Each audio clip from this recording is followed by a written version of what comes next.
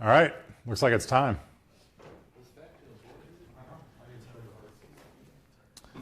All right, so I guess we have some stragglers. They'll get in when they get in, but we're good to go. So, and all you folks overseas, I don't want you to think that I'm ignoring you, because I'm not. I just can't see you. So I'm going to be, visually focused here, and then when you have questions, you can put those in the little chat window online, and they'll get read out here, and we'll address them. So, first of all, good morning.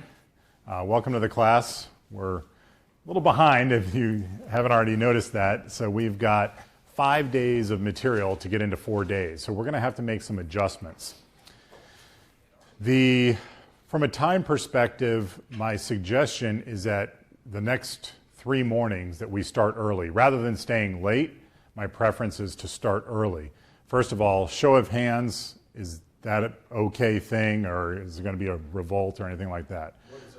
So this is where I'm going to leave it up to you guys. To be really comfortable, I'd say 7 a.m., but I could do 7:30 and probably make it work. So, so I hear, how many for 7 a.m.? And believe me, it's not going to get you out any earlier. So, because yeah, can you do 7? Anybody vehemently opposed, say no, 7:30 is the best I can do. Otherwise, I'm just going to be checked out. Okay. 7:30 is just better for you. Let me hear your voices. Go ahead. Tell me what's on your mind. 7:30 is better. All right. So, roger that. So we can go ahead and just settle on 7:30, but everybody's good with 7:30 for sure. Okay. Yeah. Well, I'm really not taking their votes right now. But Matt, if you find something out, let me know. But it's all right. The guys overseas, yeah. It'll be an hour earlier for them. So, all right, so we'll do that. You can probably tell by looking at me, I don't miss a lot of meals. So lunch is important to me. We will still probably have to cut our lunch time a little bit. Normally we'd have an hour. I also need that time to rest, my voice and my legs as well. So my guess today we'll have the normal time. We won't really do anything differently today. But then moving forward, we might have to cut back to, I don't want to cut back to 30 minutes. I'll cut back to 45, see how that goes the first day and see where we are. And break time, I just make it up as I go. Quite honestly, in an ideal world, I'd go about an hour and a quarter and give you 10 minutes. May or may not be able to quite do that. May have to stretch it out a little bit longer, but I also know the longer you sit there, the less you absorb. So I get it. I'm sensitive to that. I've been on that side of the table plenty. I understand. I would also normally take time to get to know each of you a little bit. We don't have time for that. So I'm sure y'all are fabulous folks, and I'll get to know you a little bit, maybe at breaks and lunch and things like that. We can chit chat and whatever, but we really don't have time for introductions, long-winded introductions, so we're going to kind of skip it. But what we are going to do is get going. So also, a couple of things you should expect. This class is highly participatory. I will ask questions. What I normally like to do is I like to ask questions just into the ether and wait for somebody to respond. If nobody responds, I will call on people individually. I don't default to that because that makes people uncomfortable, and I don't want to do that by default. But I expect there to be participation, get in there. And the other thing, it's not just because of participation purposes. There are 2 other reasons. I am the lead instructor, but all of you have experiences and things that you're going to bring to the class that are going to be valuable. So you're all kind of, we'll call you level 2 instructors, right? And the other thing is that the more you talk about this stuff and engage and interact, the more meaningful it's going to become, and the better it's going to stick, and the easier it's going to be for you to pass an exam. So it's all for you. My name is John Hackmeyer, though I go by Hack. You can call me John, but the problem with doing that is that my wife calls me John, and I'm programmed to ignore her, so I just kind of ignore John. It just doesn't register. So you just say, Hack, you have a question, and you can just flip up your hand at any time and say, Hack, I got a question. I'll do my best, of course, to answer your question. You could get anything from, like, here's the answer to your question, to, I don't know the answer to your question. I'll go look it up at lunch or at break or tonight or whatever the case is, and I'll get back to you. Or you might get, hey, good question, kind of interesting, not really relevant for what you're going to need to do on the exam. So let's stay laser focused on the mission, which is getting you to understand this material and prepare you for an exam. So Could be any one of those types of answers. So a little bit about me. Like it says, been in here doing this stuff for about 20 years, but you're like, wait, Hack, you're so old. How come it's only 20 years? The reason is this was my second career. I originally wanted to be a professor of physiology, and I was about a year into my doctorate, and my wife started quizzing me on how much professors of physiology make. And when I told her, she started crying, and I said, what's wrong, baby? She said, well, you can't afford me. You need to find a new career. I'm like, oh, good to know. So I ended up dropping out of the doctoral program, and a buddy of mine across the street, he was a sales engineer. I didn't know what that was, never heard of it before, but he said, I think you'd be a good one of those. And he told me what it was, and then kind of got me started on certification track. So in my past, over the last 20 years, of course, systems engineering or sales engineering, depending where you work, done a lot of stuff with instructional design, creating courseware for companies, for individuals, you name it. Of course, content development. And then also the last 5 years, I was doing a lot of sales enablement. So there are people in some relatively new field, maybe a decade old now, but it's basically the field for people who design and deliver the education system at companies to help educate the salespeople and the sales engineers and help to drive and promote sales. So done a lot of that stuff. Personal stuff, just so you get to know a little bit about me. I am a sushi addict. I have problems with sushi. Anybody familiar with the BGE? Big green egg? Anybody? No? Bueller? Nobody? Yes. Oh, thank God. Okay. Big green egg is my baby, so if you're into barbecue and stuff like that, feel free to talk to me anytime about that topic. Love it. I do have issues with chocolate as well. I do like to lift weights, despite what I look like. And I've taught Kung Fu for a while. When I lived in Fredericksburg, I had a school for the last little bit that I was there, took over my master's school. And then when I moved to Georgia, though, stopped doing that. So I don't get to hit people nearly as often as I like to, but you never know when that might change. This is where I live now. So I live down near Savannah, Georgia, a little place. It is my oasis, right? I call it Hack's Haven, actually. And great place. Have you guys, anybody been to Savannah or that area before? Beautiful place if you've ever been down there. If you haven't, you need to go. And then, still married to the same person I couldn't afford. And she was right, I couldn't have afforded her. A few kids, a dog, a few cats, python. Everybody needs a snake in the house, apparently. So that's pretty much it. Any questions, comments, concerns? Anything? All right. Feel free to just pipe in with anything you got. All right, that being said, time to move on. So again, like I told you, I do have 3 kids, so I'm interrupt driven. Do not hold your questions. If you have a question, just put your hand up, say, hey, Hack, got a question. So another thing to prepare you for, something that I do not do when I teach, I do not read slides. I will not read the slide to you. I will glance up there and I'll talk about some of the stuff. Sometimes I might actually talk about everything that's on the slide. Sometimes I may not. It just kind of depends on, what the course feels like and also my knowledge of what needs to be talked about. Your student manuals that you have in front of you have a ton of information. So as you're going through, if you want to go through and just check stuff off or make notes or whatever you have to do, feel free to do it. This slide deck, basically your book, is a phenomenal resource for preparing for this exam. So use your time wisely, especially after this class. During the class, my expectation, quite frankly, is that you pay attention, you participate. If your phone's not put on stun, put it on stun now. And that you're here and just give it everything you have. All right, so what are we going to cover? This stuff. Again, no sense reading about it because we got to do it. Let's get it going. We've broken this down into different modules. So we're going to start off with the CIA triad. How many of you have, show of hands, had your Security Plus certification maybe at one point and then lost it because you didn't keep up with CPEs? Okay, we got one person like that. Okay, a couple people. All right, so the CIA triad is the foundation of everything that is information security. And what I mean by that is that there is not a single decision in your professional life, if you're in this industry, that you can make that doesn't affect at least one of these things. So tell me Confidentiality, what does that mean to you? Just in your own words. Why is it important? What does it mean? Go ahead. Okay, keep it to yourself. You guys probably have to speak up a little bit too to be able to catch stuff. But all right, so what else? What about confidentiality? What was that? PII. What does that stand for? Yeah, personally identifiable information. So the idea of confidentiality is that you want people who should see something to be able to see it, and those who shouldn't be able to see it cannot see it. So pretty important there. What about integrity? What's the idea of integrity? Trust that your information is not going to get out. Okay, what do you mean by get out?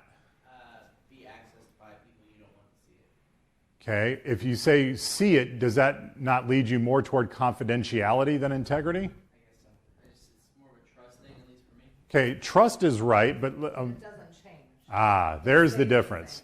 There's the difference. It's the trust that the information has not been tampered with, right? So name a technology that you've probably heard of before that deals with integrity.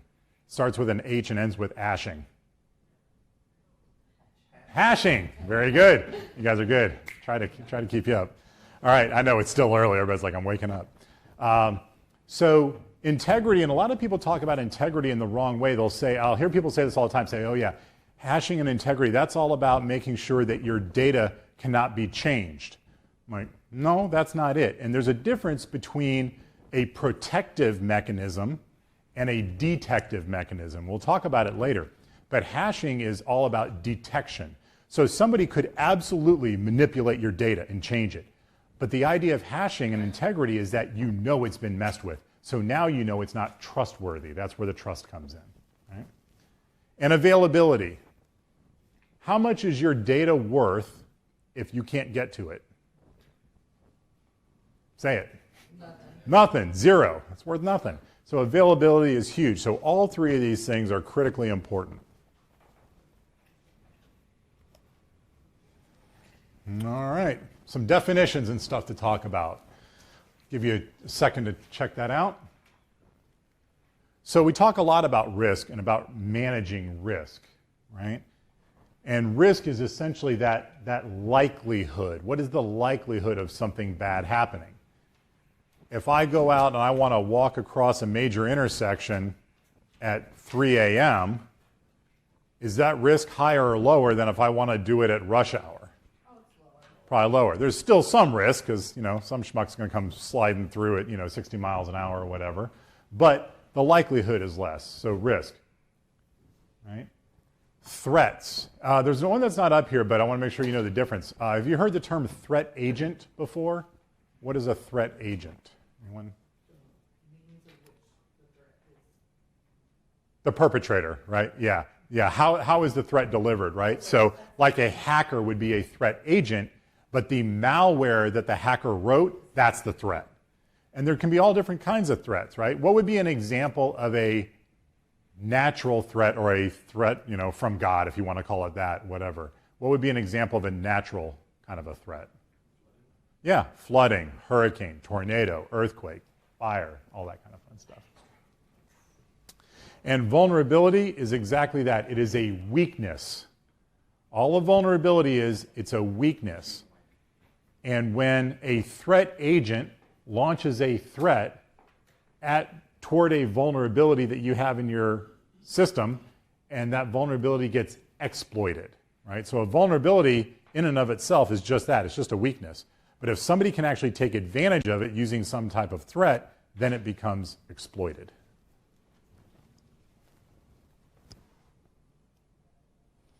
Here's a whole lot of stuff for you. A bunch of different, organizations that have contributed to the various standards that we have. I don't think you necessarily need to know all of these, quite frankly. You should at least recognize most of them. A couple ones that I want to point out, though. So the IEEE, the second bullet point down, the IEEE. Who's heard of something called 802.3? What is 802.3? What is that? That's the Ethernet standard, right? Anybody? Let's see, I'll quiz you on some of these because they're fun. 802.11. Wireless, yep. Here's a good one for the old Yeah, here's for the old people in the class. 802.5. Look at you guys on it, man. That's it. If I had prizes, I'd be throwing it back there right now. Good job. So any of the 802 dot somethings, you can associate that with the IEEE. The IETF, we'll talk about them a little bit later as well, but they're the ones who came up with the whole TCP/IP protocol suite and something called RFCs. Anybody know what that stands for? Yep, request for comment, right? So that's fine. You can read out of the book. I don't care how you get the answer, as long as you're learning. The request for comment. So there are plenty of people in the world who want to understand how certain protocols work. Well, if you want to understand, I'll give you an example, like ICMP.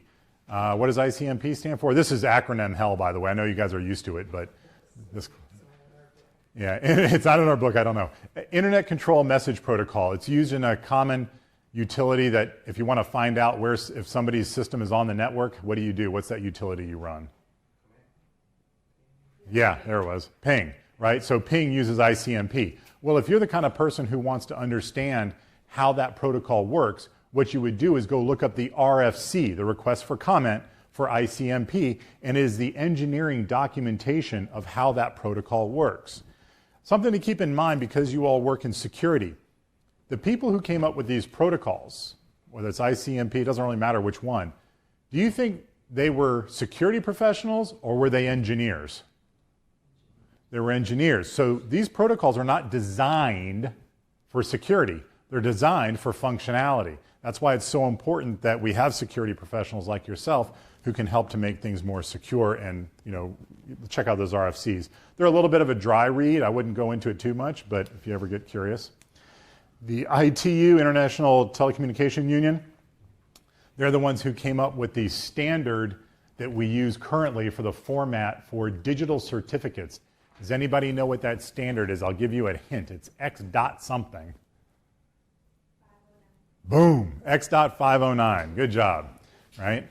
Excellent. So that's something to recognize from those guys. And then, of course, at the bottom there, the World Wide Web Consortium, or the W3C, things like HTML, XML, CSS, cascading style sheets, all that kind of fun stuff came from them. All right. So if you're not used to the nomenclature of Alice and Bob, it's a pretty good one. So we use Alice and Bob. It's kind of just a tradition. You guys have heard of a company probably called RSA. Okay. Anybody know what RSA stands for? It stands for Revest, Shamir, and Adelman, the three guys who all went to school together at MIT. Anybody know what MIT stands for?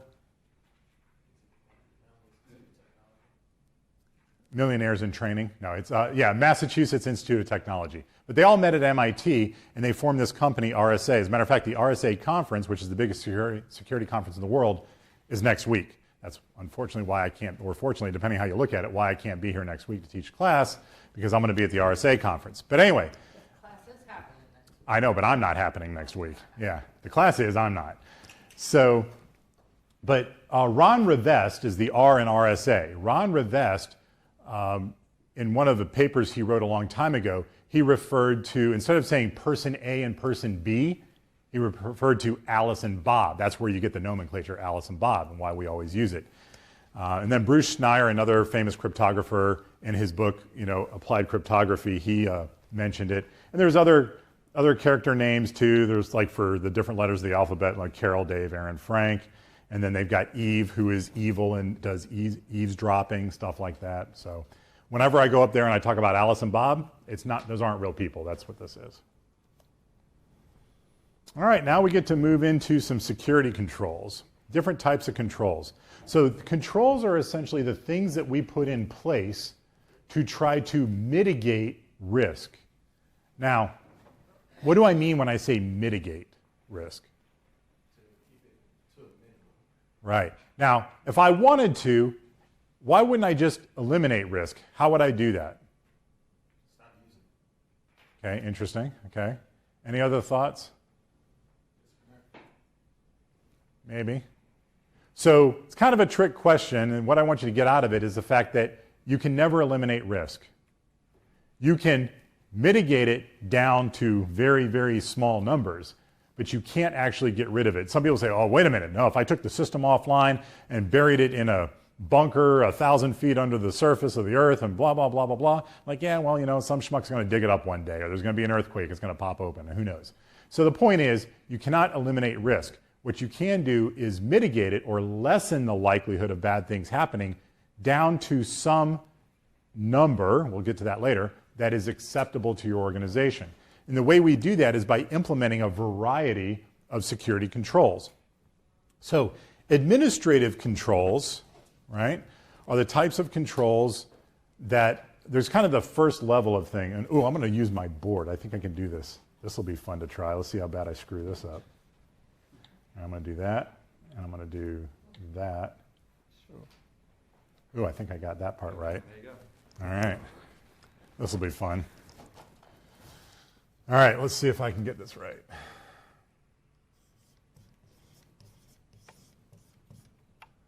So we're going to start off here, and then kind of do this traditional drawing here, hopefully. I'm going to apologize now for my lack of artistic gifts. Okay. Now, I put asset in the middle.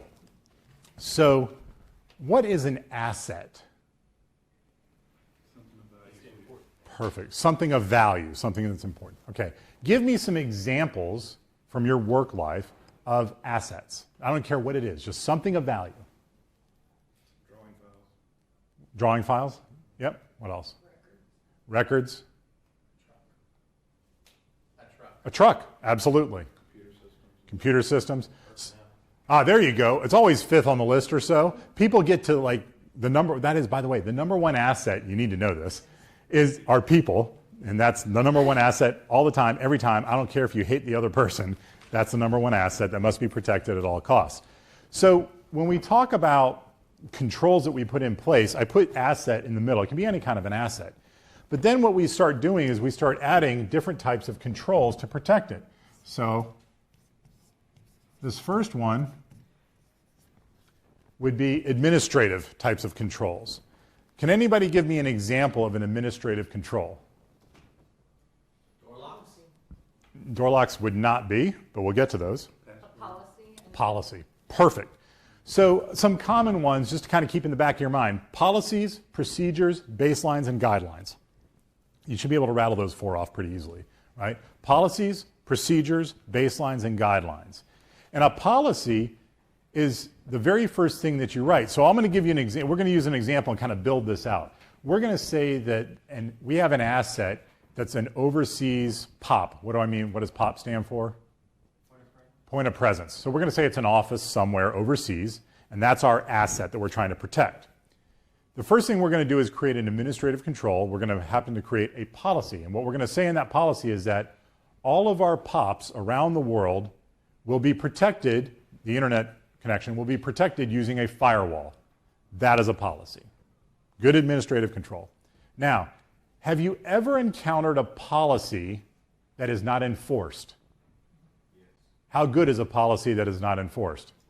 It's useless, right? So you can't just make a policy saying we're going to have a firewall at every POP and then not do anything. What do you actually have to implement to actually enforce that policy?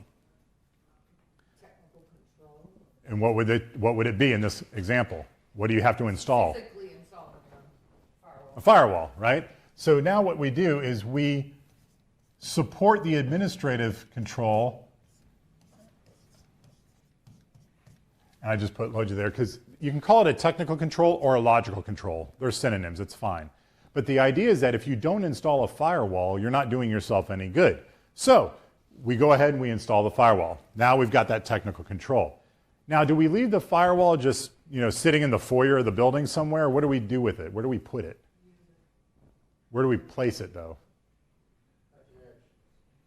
More literally, where do we place it? That's a logical answer, but a physical answer, where do we put it? It's not in the lobby. Yeah, there you go. Some kind of a secure server room, right? So what we do is we then protect that using a physical control, okay? So We put it in a server room. We probably have, you know, at least two-factor authentication to get in there. We don't just leave it out in the lobby for some schmuck to, you know, unplug it and we don't have a firewall anymore. So this is the way it's built out. Now there's another one in there called operational. I skipped that one just because I don't think it works in my drawing. But it would be kind of the all-encompassing. An operational control would be something like doing backups every day, something like that, with a daily kind of a routine. But this is kind of the setup overall. Any questions with regard to that? You mentioned 4 things at the beginning that were... Policies, procedures, baselines, guidelines. Yep. And procedures are nothing more than step-by-step instructions on how to do something, right? You've heard the term like SOP, right? A standard operating procedure. What that means is that I should be able to look at some documentation and follow it and follow every single step and perform some task. Baselines we're going to talk a lot more about later, but it's essentially just something where you start off, it's a known quantity, known entity, and then you build from there. And then guidelines are considered recommendations. So there's a term that sometimes gets used with these things, and it's called binding or non-binding. What it means is that, and the DoD is an exception for a lot of rules, so forgive me when I have my private sector hat on, but when I talk about things that are binding, administrative controls that are binding, policies, procedures, and baselines are binding. You know, mainly policies and procedures, but if you don't follow them or you don't use the baseline or whatever, you can lose your job. A guideline is non-binding. It means it's just a suggestion, like, we highly recommend you do it this way, but we're not going to force you to do it this way. It'll just make your life easier. So, That's a baseline or a guideline, yep, yeah. Guideline, just think of it like almost like guardrails, like guiding you, like, okay, you don't really have to go in the middle. You can kind of, as long as you're here and here, you're fine. Do we have to be able to make that discernment?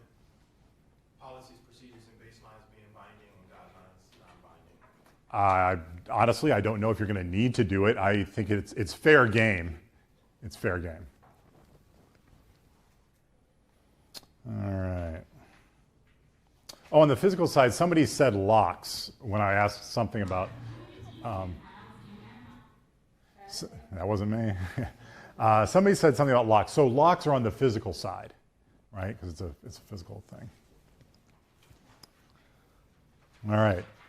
Now talk about kind of how these things work. And I got to do my clicker thing here again. Hold on. Bam. Damn, I'm good. Doesn't take much to amuse me. So different types of security controls. All right. Preventive. Oh, this is one of my pet peeves. I tend to be a little bit persnickety when it comes to my language. And I like the word preventive. A lot of text you'll see the word preventative, which I don't like. I prefer preventive. So preventive controls are things that prevent you from doing something. So think about a lock on a door. If the lock were engaged, what would that prevent you from doing? Right, so it is indeed preventive. Then you have detective, right? So let's say you're walking around campus or something and there's a bunch of cameras out there, right? Does a camera ever stop you from doing something? Can it actually prevent you? No, it can deter you because you are being detected by the technology, but it's not going to prevent you from doing anything, okay? Corrective, of course, is the idea of trying to fix something, like restoring from a backup or something like that would be a good corrective. Like you had some bad data, you had to go get your tapes and restore from that. That would be a corrective control. And then deterrence. And yes, a camera can be also, it is both detective and deterrent. One of the ones that I always found a little bit weird is they classify a fence, so perimeter fencing, as a deterrent, not preventive. You're like, but wait a minute, that can't. They say, well, you can always climb the fence. Yeah, I can if I want to go through a bunch of razor ribbon at the top or if it's electrified. I mean, there are going to be some consequences for doing that. But kind of keep in the back of your mind, though, if you see something about that fences are considered a deterrent, right? Not preventive. You see it and it's like, oh yeah, it's going to take a lot of work. So, because it's a visible control. It could be. I mean, I'd be like, well, I guess I ain't going to climb that. Yeah, and they also say, oh, well, it's somewhere it has to have a gate, and you could maybe get through the gate. But yet the lock that's on the gate is considered preventive. But Yeah, so I don't know. It's a little goofy. We have some weird stuff in our industry, but I'm sure it's nothing new to you guys. Okay, cool stuff. Now we're going to talk about different types of controls as it pertains to the three foundational items I told you about in the beginning, the CIA triad. So let's talk about these and see if you're familiar with them. So the idea of least privilege is pretty important, and it is the idea that you only want to give somebody as much permission and control as they need to perform their job. Okay? Least privilege. So I'll tell you where this gets abused big time. I don't know about the DoD, but definitely in the private sector. You get somebody who comes into a company, they're young, they work in the mailroom, they do their thing, then all of a sudden they move up and they have some other job, now they're on a different floor, they have a new job, and then all of a sudden they get promoted to a manager, and then they get promoted from there and there. And they keep adding kind of all these permissions as they get promoted up through the company, but nobody goes back and does a permission review. Next thing you know, they've got the keys to the kingdom, and they should have shut off some stuff that, now that person who used to work in the mailroom has access to, maybe machinery that they shouldn't have access to. So the idea of least privilege, you only have as much as you need to perform your job, no more. Okay? Need to know, I expect people in the DoD to already have that under control, right? When we talk about things like clearances, right? Just because you have a top secret clearance, does that mean that you can look at everything that's top secret? Why not? What else do you have to have as part of that label? Yeah, need to know. It's part of your label, right? So, yeah, I tried using that one in my marriage. It never works. Apparently, she needs to know everything. Separation of duties. That's a good one. What is that? Anybody want to give me a description? What do you think separation of duties means? There's certain things that you need to do and certain things another person needs to do, even though you're in the same role. That's right. So separation of duties and dual control are kind of very similar, and the idea being that not one person can perform the entire task, that you have to have two people. Why do they do that? What are they trying to prevent? Right. So I'll give you a great example. It's a little bit on the kind of dark side of things, but it's a good example nonetheless. Do you guys remember several years ago there was a flight on a Germanwings airplane going, I think, from like France back to Germany or something? And what happened was there were the captain and the first officer in the cockpit. The captain got up, went to the bathroom. The first officer, of course, they locked the door to the cockpit. That person was mentally unstable and basically decided to take the plane and fly it into a mountain and killed everybody on board. Now, since then, they've changed their procedures, right? So that now, anytime somebody has to leave the cockpit, somebody else has to come in. You have to have two people in there. And that was just a horrible example of that. But that's why you have to have at least two people, so that you don't have somebody who's going to do something nuts. And it also requires, if you're going to do something, I always think about this like, I don't know why I remember this movie, The Hunt for Red October, right? And all of you that know better how to launch a missile off of a sub, I don't know that I'm really saying this accurately, but my understanding from the movies is that it takes two people. And they have to they each have their own code, they both have to turn the key at the same time, blah, blah, blah, and all that stuff. Because the last thing you need is some nutcase just going on their own and making that decision. What is the word that we talk about or that we use to describe when two or more people work together to perform some action for a bad reason? Two or more, it starts with a C. Now, these are two people working together to do something nefarious. Close. Collusion. Okay? So the reason you have things like separation of duty and dual control is that you force collusion, because it's much more difficult to have two people do something, agree to do it, and go nuts than it is just one. Okay, access controls. God knows we're going to talk a ton about that later on in the week. I won't bore you with it now. Not that it's boring, but I won't talk about it now because it's not as in context. And then, remember, we're thinking back to confidentiality too. Make sure people can't see what they need to see. Encryption, or can't see what they shouldn't see. And then encryption, tomorrow morning, I don't know how you guys, show of hands real quick. How many of you are really strong in cryptography? Like you feel like, man, I know this crypto stuff inside and out. because it's awesome. I love that section. It's fantastic. But crypto is a lot of fun. Be ready to go in the morning, because that is going to be our first thing. I want to get you while you're fresh. It's good stuff. But obviously the use of encryption, making sure that people can't see what they're not supposed to see. And who knows what steganography is? Who can describe it? Okay, so the steganography is interesting. It's the hiding of a message in some medium. Now here's the thing, a lot of people tell you, oh, it's when you hide a message inside a picture. That's true. That is an example of steganography, but it's not the only thing. You can hide it inside of audio files, right? If you take the Beatles' White Album and play it backwards, I think it's, says something evil or whatever the case was. I don't remember anymore, but that whole idea is steganography. And I think there's a slide a little bit later. I'll talk a little bit more about steganography, but it's kind of cool. But that is hiding messages in picture, in any medium, but specifically people remember the pictures.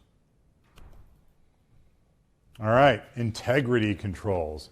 This is all about how do you verify somebody's identity, how do you know if some data has been manipulated, and we're going to talk a lot about hashing tomorrow, but hashing should be something you're familiar with at least a little bit. Digital signatures. What is a digital signature? You found it, it's yours. Yeah, it's funny because I remember I got, and I'm not going to put this on the regular thing, but like, if I put this, right? I put that, Jay Hackmeyer.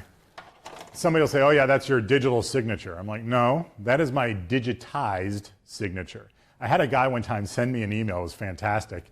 And so I've lived most of my life in the South. And I am kind of picking on the South a little bit, but I love the South. I'm from the South. But this guy was cracking me up because he said, he had a pretty thick accent too. He's like, all right, Hack, he goes, I'm going to send you over this file and I need you to go ahead and print that out and put your digital signature on there and send it back over. And I said, I really don't have the ability to provide you with a digital signature. He goes, oh, no, son, it's easy. He said, you just print that thing out. You just go ahead. You just sign right on that line. And I was like, oh, you want my digitized signature. Got it. Okay, we're good now. So a digital signature is not that. That's digitized. A digital signature, we're going to talk a lot about it later, but that's how you can prove your identity to somebody through the internet. Okay? We'll get into some specific examples. Backups, of course, definitely making sure. I've got some stories later on. I'll tell you horror stories. I love collecting horror stories from students. And, one student's story in particular from several years ago has stuck with me, and I'll give you that story when we talk about backups. But obviously, if something goes wrong and you lose integrity of your data, if you don't have backups, you're pretty much SOL. Did you skip hashing or did I miss that? I didn't really skip it. I kind of just glossed over and said hashing is all, but we kind of defined it earlier in integrity. But yeah, it's okay. I have that effect on people. But we're going to talk a lot about it tomorrow, so I don't want to take really much time on it today. But you will know more than enough about hashing tomorrow. And version control, okay, got it. Got to know what version you're on. Availability, redundancy, that's a good one, right? So I always find what's the term? There's an acronym, SPOF, S-P-O-F. Anybody familiar with that? Single point of failure, SPOF. And you want to reduce the number of SPOFs in your organization. And the thing is that, let me ask it in the form of a question. What are some things that you know about in our world that you would make redundant, that are very commonly made redundant? Firewalls, good one. What else? Routers. Yep, routers. Sometimes people, right? You want to have somebody who's capable, because if you only got one person who can do something, and that person, we always say like that person gets hit by a train. I prefer to say if that person wins the lottery, because that's positive, right? But if that person wins the lottery and they go away, you're not going to have anybody. So the idea of redundancy is important, but all the way down, you got to think about the different levels, right? What about power? Redundant power, redundant internet connections, redundant disks. We'll talk about RAID later if you're not familiar with RAID, right? Redundant NICs. What's NIC stand for? There you go. Okay, so redundancy, the idea of fault tolerance, patch management. Oh, what a nightmare that is. Have any of you been in charge of patch management before? sorry for you. What a thankless job that is, right? And it is always ongoing. You're never caught up. Patch management is just a nightmare. But you have to do it. You have to figure out a way to get it done. Very, very difficult. We'll talk a little bit more about that later. And then there's one that's not on here, though. Compensating controls, right? Sometimes you have to come up with a compensating control. A compensating control is a control that you put in place because of your inability to use some other type of control. So let's say, for instance, you wanted to implement separation of duties, but you couldn't for some reason. Well, then you might have a compensating control of enhanced logging. I'm going to go ahead and turn on enhanced logging so I know what this person is doing, even though I'd love to make it 2 people doing that. I just can't for whatever reason. So compensating control.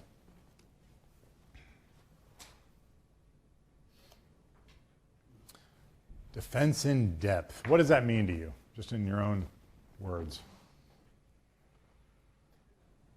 Defense in depth. Different levels of security. Yeah, exactly. Different levels of security. And there's a lot of different, there are 2 main ways to kind of look at defense in depth. And it's an important concept. And they have the slide up here with all the kind of showing you defense in depth.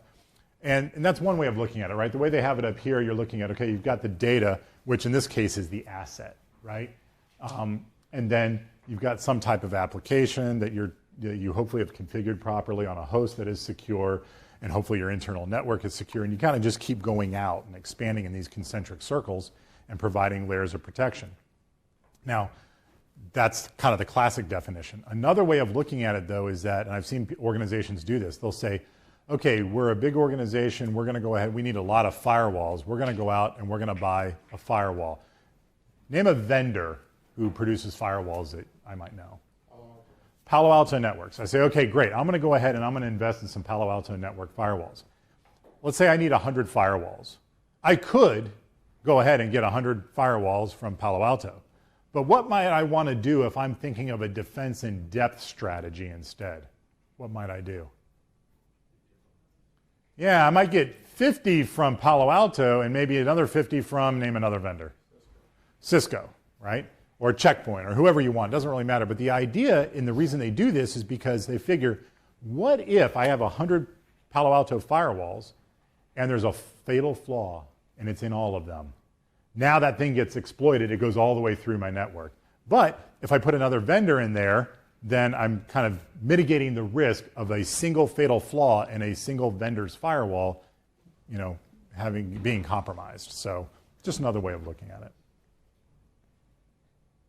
And the defense in depth is kind of, I like this saying, though. I usually tell people this. When you think about security, security should be baked in, not sprayed on. And a lot of times, people don't design security into their solution. So you want to think about security all the way through something. And we'll talk about it later this week when we talk about like the software development lifecycle, right? And you think about developing applications. Would you rather have an application that had been designed all the way through with security in mind, or something where they just built the app, it works, and then we have to go back later and band-aid on security? Nobody wants that. It's just not the right way of doing things. So, and sometimes security through obscurity does work, by the way. Like just, you don't know, just keep stuff hidden, people don't know about it. That can work too, but only takes one person to find it. Okay, events and incidents. So, little terminology, you got to make sure you get straight in your head.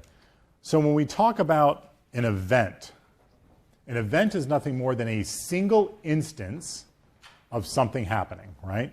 So a meaningful change in a system is an event. So one thing happens to one system, that is an event.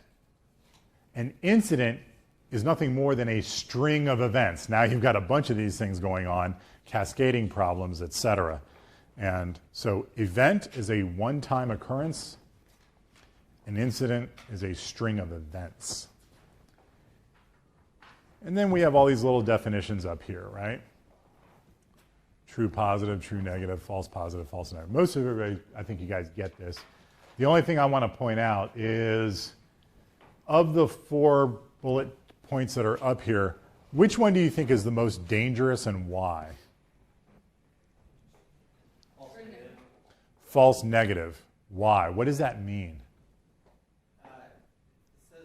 problem went undetected, so that means that we That's never right. fixed the problem, it's still there. Yeah, you don't even know it's a problem, right? You don't know what you don't know. So a false negative, now if you have a true positive, that is a problem, but you know about it, and hopefully you have some kind of a plan to be able to deal with it.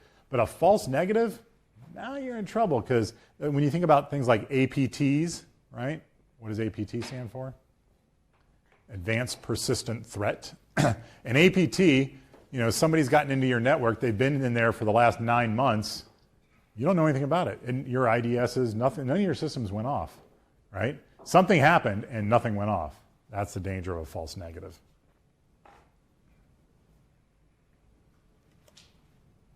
Okay, here we get to do these little assessments. So I'm going to let you guys read this, and then when you're ready, just kind of start screaming out an answer.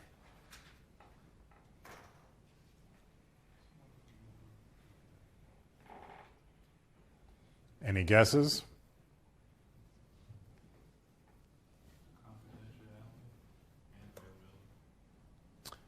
So probably just confidentiality, because you're talking about a keylogger, so they're able to see something that they shouldn't see. Now they could follow up with something worse, there's no doubt, right?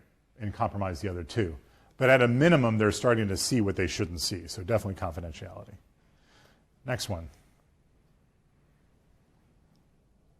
This one's a little bit tougher. You might be able to do it through elimination. It's a security assessment, so it would be a physical, right? Yeah, you'd think so. This is one of those, I think this one's an odd one, to be honest with you. I'm not a big fan of it. But they consider it operational because it's one of those things that you would do on a regular basis, performed by somebody.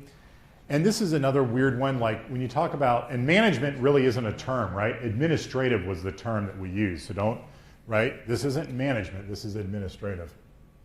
So management's kind of a little decoy there, I think, or either that or the person just had a brain fart and put that up there, I don't know. I was assuming management. Yeah, but and there's other ones like, let's see, a security assessment is one. Doing an audit, though, is considered administrative. There's a couple weird ones. So, but as far as it says functional activities by employees or operational controls, and a security assessment, I'm not sure I really buy that, but we'll go with it because they put it here and I'm not going to argue with them. Malware is a common example of a threat vector. Yes or no? What is a threat vector? I didn't use that term. Yeah, it's kind of the path that it takes, right? A way of infiltrating something. So, you think true? Yay. What's that? We talked about it already. No, I gave an example, yeah, but. Is everybody familiar with the term malware, though? Mal being the prefix for bad. What's that? I know my computer stands for it. There you go. It's a good start. Which controls primarily protect data integrity? We got multiple answers here. Backups. Okay, so backups. So encryption, what's encryption about, though? Is that about making sure that the data that you notice if it's been manipulated, or what's it really about? Is it integrity or is it something else? Now, if you're, what are the 3 letters that are the foundation of this? And is that a C, an I, or an A? Encryption. Keeping people from seeing something they shouldn't see. Confidentiality, right? So backups and hashing. Yep.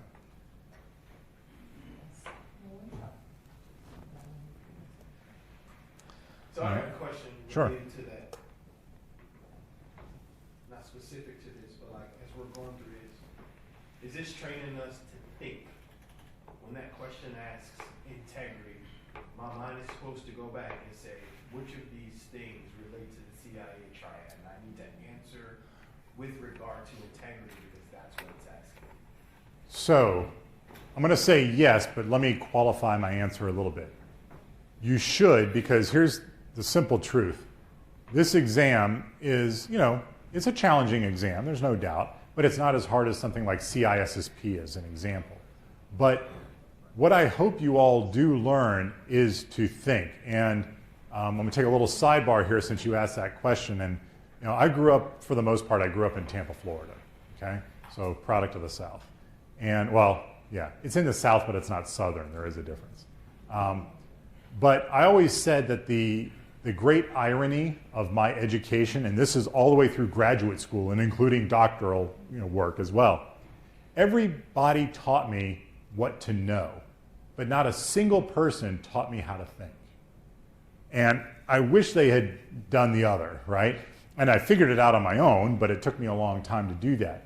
And what I will tell you is that the more that you can do what you gave an example of, which is you see a question and you say, okay, blah, blah, blah, it's asking integrity. Integrity makes me think of hashing. This is, a detective type of control, and all those things. The more you do that, the greater your ability will be to be successful on this exam and anything else you do, quite frankly.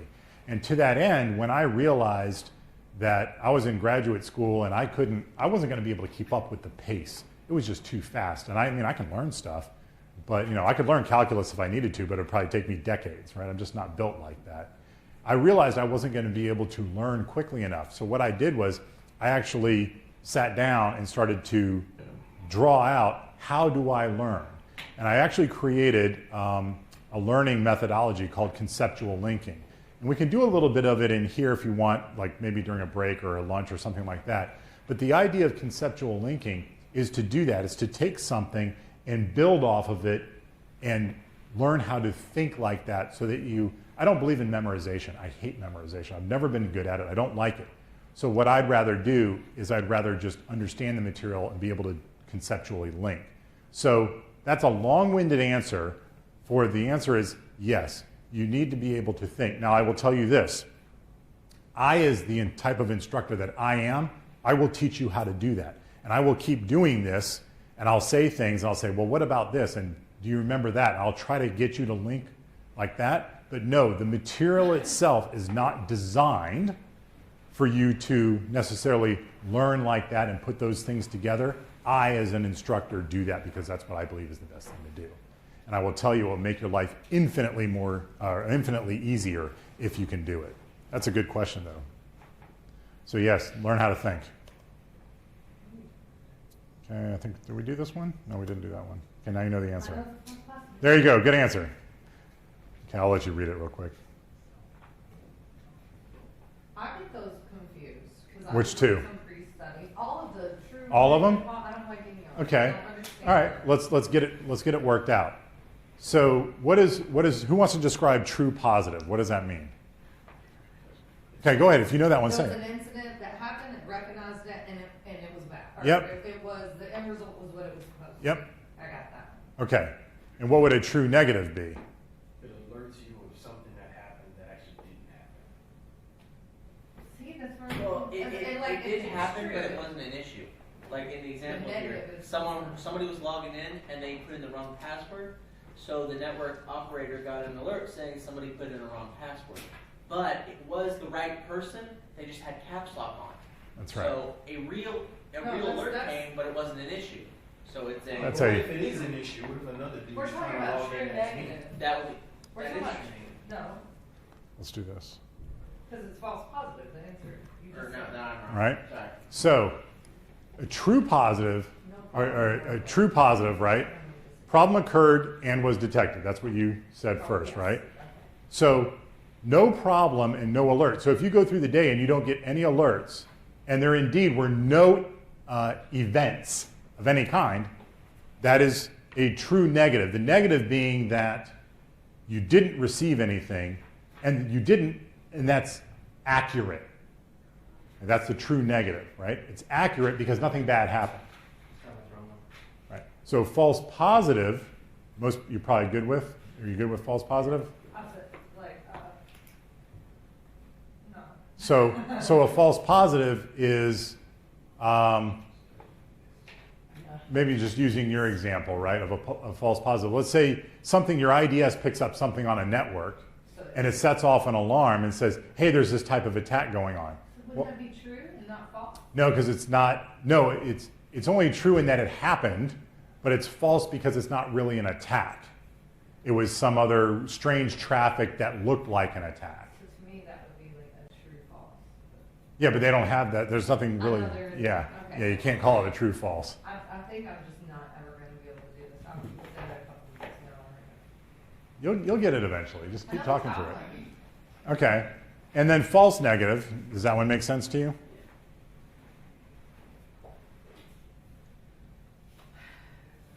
It does earlier, we talked about it. Okay, the real problem went undetected. So somebody launches an attack on your network and your IDS does not detect it. It's false because your IDS is saying, oh, everything's great here. I got no problems. Network traffic? Oh, it's normal, man. You're good. That's why it's false. And negative because it's bad because there really was an attack.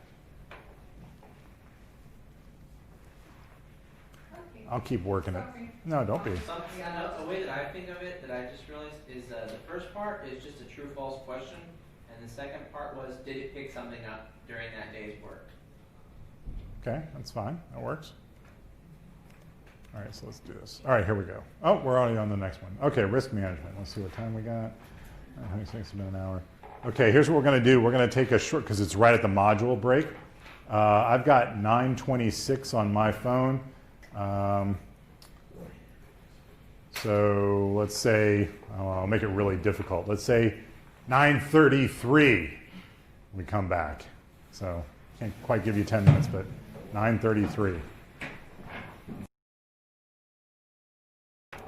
All right, so now we're going to move on, talk a little bit about risk management. So first thing, risk assessment. I want you to highlight this slide for sure and know the order in which these take place. This is definitely one of those you better know. We'll talk about it, but make sure you know this order.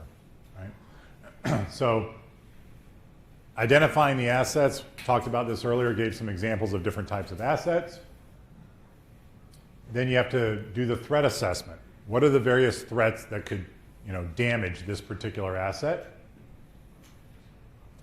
Then you look at what the business impact. A lot of times you'll hear the term BIA, for business impact analysis. And that is, if this resource is, or this asset is taken out, what is the impact to our company? And you can see how there would be varying levels of importance.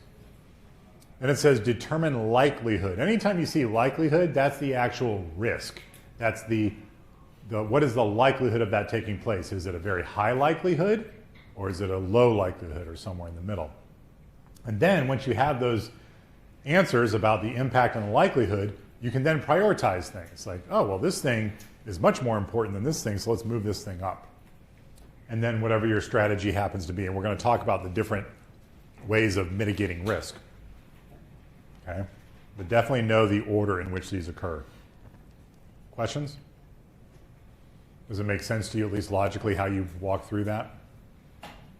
Know your asset. What are the threats against it? What's the impact of it going away? How likely is it to go away? Okay, now I'm going to prioritize, these assets based on that information, and then I'm going to come up with a strategy to mitigate risk.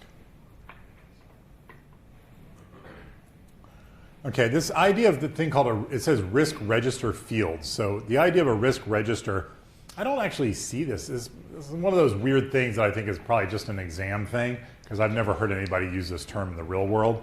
But it's essentially nothing more than a spreadsheet or a formal document that lists all the different risks that you've discovered and all of these details, right? So you give a unique ID, categorize it, the likelihood. So I don't think this is something you need to memorize at all. I would just say, be familiar with the idea, the concept of a risk register being a formal document that lays out these things with regard to risk. And the only term I think is really good to know from this, and we're going to talk about owners, data owners and things a little bit later, the idea of residual risk. So if you look at the risk of something happening, you say, okay, this is my initial risk. Now I'm going to put a control, a security control in place. What are the 3 types of controls or technically 4, but remember that little drawing of the bullseye I did up there? What were the different types of controls that we would use to mitigate risk? Administrative, technical, which is also known as logical. What else? Operational. And what was the last one? Physical. So I have a risk.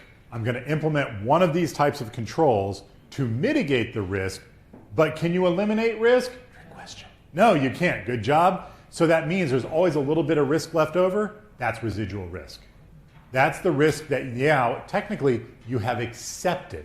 You said, okay, you know, this original risk, I'm not willing to accept that. I'm going to mitigate it using these controls, and I'm going to get it down to this level. Okay, happy with that. That's residual risk. Hack? I think this is related to program management. A lot of this stuff is very... Do you mean the risk register or what you're looking at the bullets? The risk register, the owner. Yeah. If somebody's going through program management and they're doing like critical paths and all that stuff, and they're assessing risk and business impact, like this is... Yeah, there's no doubt. This is... Yeah, and either, I would say at the highest level, program management, at a lower level, project management, right? But you're still going to have, and there's all types of different analyses you can do, you know, SWOT analysis and all kinds of fun stuff. But yeah, without a doubt, that would be included in program management for sure.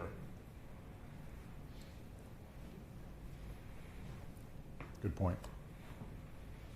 All right, identifying assets. We talked a little bit about this, see if there's anything really special that I want to talk about. Of course, customer information. We'll talk a little bit more later about intellectual property and trade secrets, fun stuff like that. That's a pretty big deal, though. Hardware. I like how, again, personnel is like 5th on the list. Cracks me up. I don't know why they did. There's 6 on the list here. So one of the most expensive things to build, and that can be decimated in the blink of an eye, is brand. Branding, it says right here, branding and business reputation. Absolutely. There is no, when people ask, they say, well, how much does it cost to build a brand? The answer is, I don't know, but it's a crap ton of money.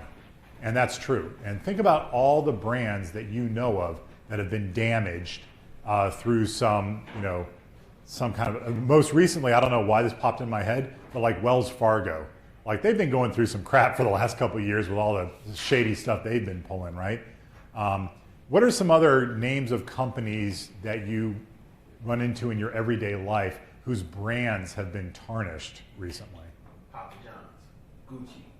Oh yeah. Sears. I'm just being real. Yeah. Oh, absolutely. Oh yeah. How about the other day, Nike? Why did Nike all of a sudden have? Do you realize Nike lost over $1 billion in their valuation? Why? What happened? Yeah. Yeah, Zion Williamson's shoe just evaporated. Her shoe broke. His. Quite literally, his. Yeah. It's also a 6 feet, you know. Yeah, but well, yeah. I heard they fired the. I thought what was funny is I heard the 8-year-old that made it was fired, but yeah, you can see the video of it. It's insane. But brand reputation is huge. I mean, quite literally, they lost $1 billion in valuation overnight. So very interesting. But yeah, brand is a big one. Okay, different ways of assessing different types of threats. I'll give me a couple examples here. So what would be, there's a slight difference between natural disaster and environmental accident. Can you give me an example? What would be an example of a natural disaster? Let's start off with the easy one. Hurricane. Perfect. What were you going to say? Earthquake. Earthquake. Great. What about an environmental accident? Oil spill. Oh, that's a really good one. Actually, right? I like that. Ding, ding, ding. I'm going to stick with that. Yeah, I would even say like just a tree falling over on, and breaking a line, right? The oil spill is bad. Yeah, absolutely. What was that? Having a server room in a basement and floods. Yeah, welcome to New Orleans. Every server room, right? Yeah. Hey, watch it. Hey, I love New Orleans, don't get me wrong, but man, you didn't have a lot of choice, right? They're below sea level in a lot of places, so that's why data centers floated away during Katrina. But our company is put the server rooms in a basement where they're most vulnerable to floods. Yeah. Yeah. Yeah, well, they also put moisture sensors and stuff like that down there, et cetera, right? Equipment failure is pretty easy. Supply chain failure, that's, You hate it when that happens, right? You're expecting a delivery, something doesn't get there, there's a problem. Human error, that's always going to happen. And then, of course, malicious. Who's more dangerous, a malicious outsider or a malicious insider?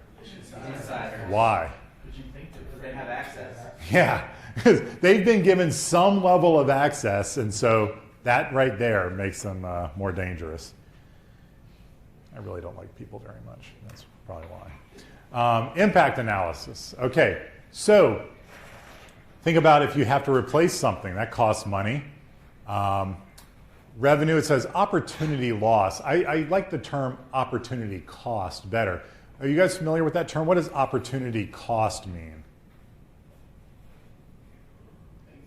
How much you spent on trying to make something out of an opportunity? Interesting. No, but a worthwhile guess. Opportunity cost is when you don't do something and the cost of not doing it, right? You say, okay, silly example, but I want to, I thought about investing in Google when they first came out, even though it was $130 a share or something stupid like that. I thought, do I really want to do that? Well, it turns out that probably would have been a pretty good bet because they ended up shooting through the roof, right? But the opportunity cost is when you don't do something, what it costs you, the penalty for not doing it. Human costs, of course, we understand that. Reputation's big. And legal consequences, right? How big in our world today is the concept of compliance? Important or not important? Extremely important, and getting more so. And we'll kind of allude to a few things here and there about compliance. The legal consequences. Especially when you think about how the world really changed. You guys are familiar probably with a company that doesn't exist anymore called Enron, right? So Enron was a huge energy company that basically, for lack of a better term, stole both investors' money and employees, and there were people who their entire life savings, their entire phone wiped out overnight. And because of what happened with Enron and others, WorldCom was another one, and there were some other ones, we created something called SOX. Anybody know what SOX stands for? S-O-X? Sarbanes-Oxley. So now there are rules that public companies have to take. They have to follow certain rules, and if they don't, this is where the difference comes in. The legal consequences, both the executives and the board can be held personally liable for losses related to the company. So legal consequences are real.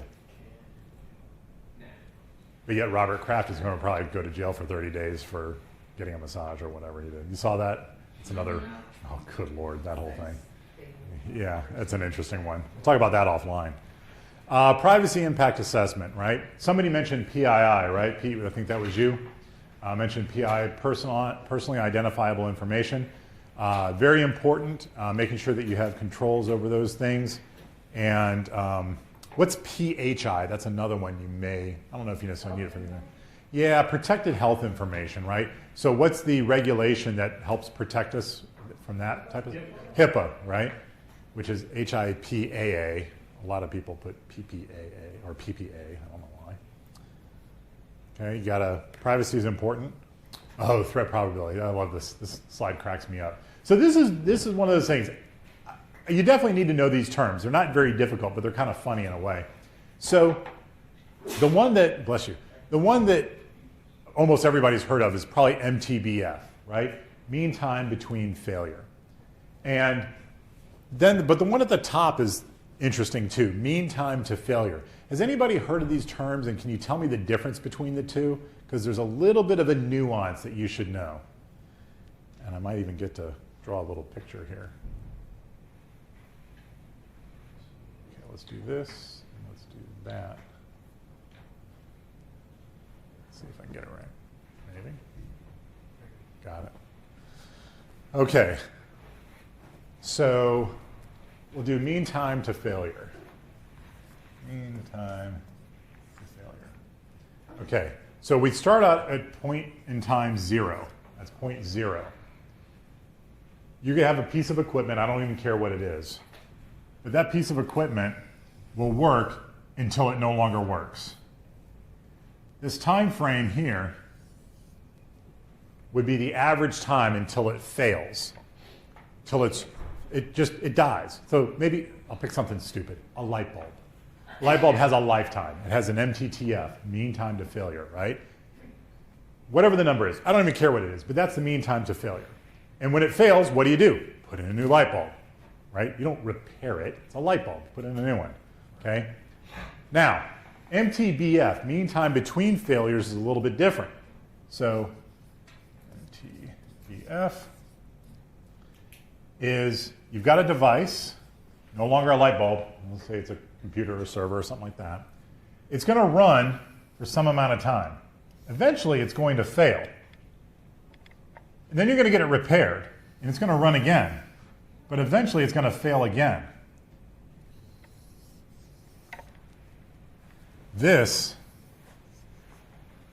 That time is the mean time between failures. Like after it fails. Yeah, that's right. Failure 1, failure 2. So there's a mean time between failures. And a lot of people confuse these two because MTBF, they think, oh yeah, I put the thing in and then it fails. Well, that's MTTF. If it were to fail in here, that is MTTF. But when it fails after it's been repaired, after the first failure, this is failure 1, this is failure 2. Does that make sense? I got that plane. Okay. This is a true positive. No, we'll get there. All right. Does that make sense? Do you see the difference, though? It's a very small nuance, but you need to know the difference.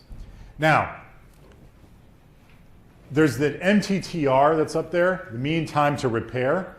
That's, how long does it take, right? If it takes me, I may have a disk drive failure. I have to replace the drive. I know I call this number, they overnight ship it. I get that thing in the morning, boom. It's been 16 hours, whatever the time has been. That's the mean time to repair, 16 hours, right? Now the last one, I gotta be honest with you, the mean time between service, MTBSI, I think BS is the key letters there. I've never seen that used in the real world, but then again, I don't do that for a living, so maybe it is used. Has anybody else heard of that though, MTBSI? Is that common knowledge and I'm just unplugged? Okay, so the way they calculate that, the MTBSI, is the mean time between failure plus the MTTR. You have to add in the time to repair.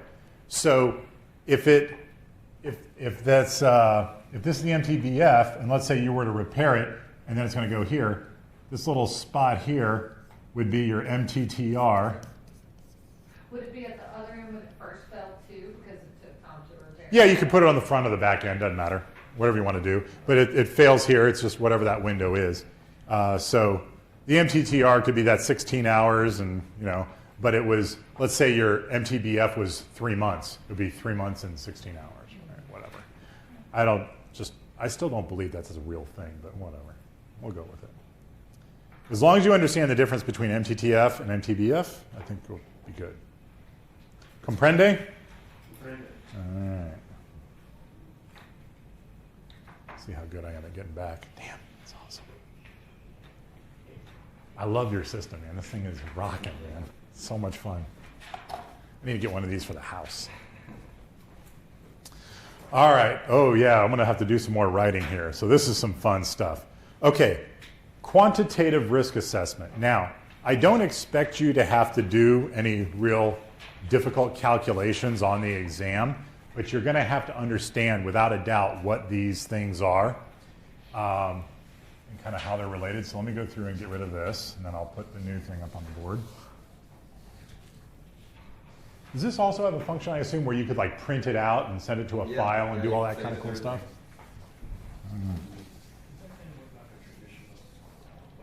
This thing's awesome. I tried that now. All right. So one of the tricks that I like to teach people, and it doesn't work all the time, but it works most of the time. We know we have acronym hell, right? Most acronyms, like if I ask somebody, I'll ask it to the class, what does SLE, or single loss expectancy, what does that mean? What does SLE mean?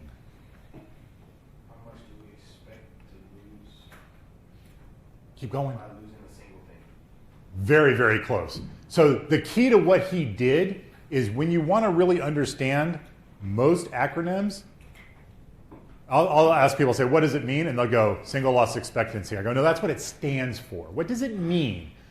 Read it backwards. So what does single loss expectancy mean? It means how much do you expect to lose in a single occurrence of something bad happening, right? That's how you can do it, and much more easily. So the first, forward is just what does it stand for? Backwards is what does it mean? And there is a difference. So let's play with this a little bit.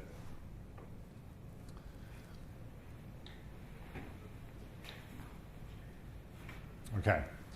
So we've also got this little slide up here, just so I'll peek up here. So it says single loss expectancy is cost of any single loss. So, and then there's a little formula in there, and I'm telling you now, whatever's on this slide, you need to know it. Just know that. AV stands for asset value. What does AV, I told you what it stands for, what does it mean? Perfect. Now it doesn't work in the next one, but it works most of the time. But EF stands for exposure factor. And really, all exposure factor is, it's how much of your crap gets hosed. That's really what you're asking. So when you talk about SLE, and I'll put it up here real quick, SLE is equal to AV times EF. I'll give you an example here in a minute. Okay, ARO, all right? The annual rate of occurrence. This is a way of normalizing, I'm sorry, question? AV is asset value. EF is exposure factor, which translates to how much of my crap just got hosed. Okay? So ARO, the annual rate of occurrence, is a way of normalizing how often something happens. So I'll even give you a hint here. If I haven't, what would the ARO be if I told you that that particular threat could happen once a year? What's my ARO? 1. It's that simple.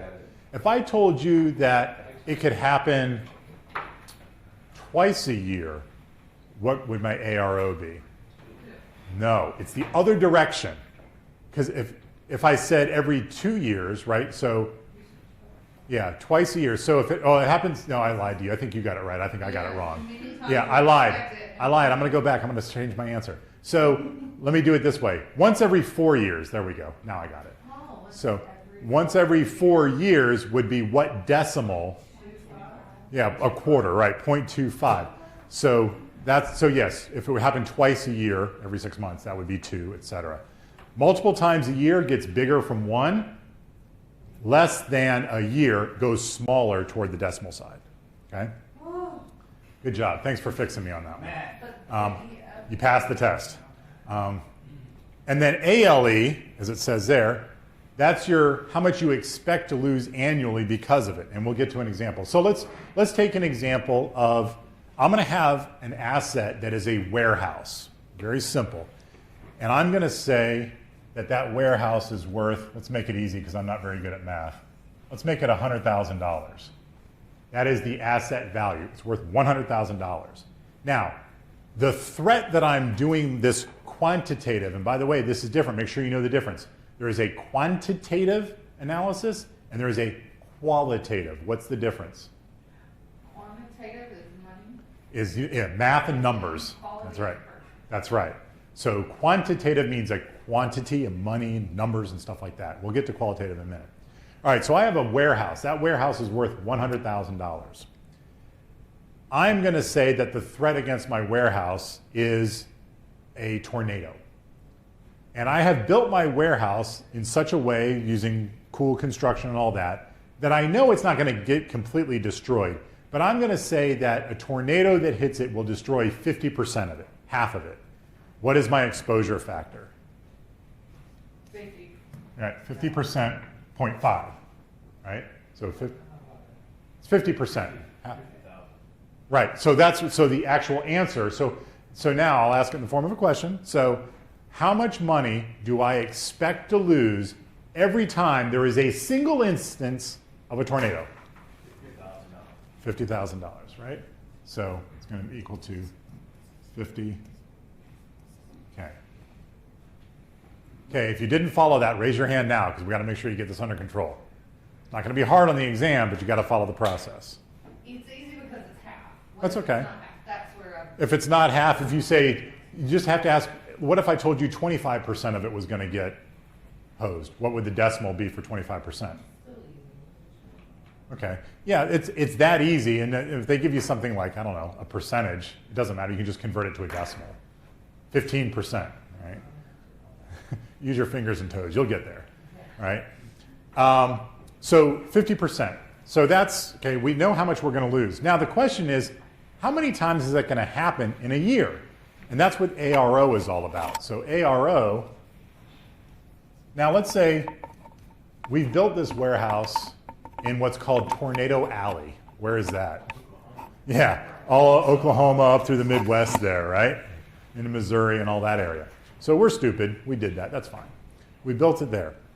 And we know, we've done the research, we've talked to the Weather Channel and to NOAA and all these people that track this stuff. And we know that this could happen, let's say, once every 10 years is the likelihood of getting a tornado that hits our warehouse. How would you express once every 10 years in the form of a decimal? 0.1. 1/10. It's 0.1, right? Which equals 1 every 10 years. But convert the percent into that. Correct. 10%, once every 10 years. So now we have to ask ourselves, what is the ALE? Now, somebody define for me, what does ALE mean? No, that's what it stands for. What does it mean? How much do you expect to lose annually? Right, and why do we do it annually? On what cycle typically are budgets done? Yearly. Annually, right?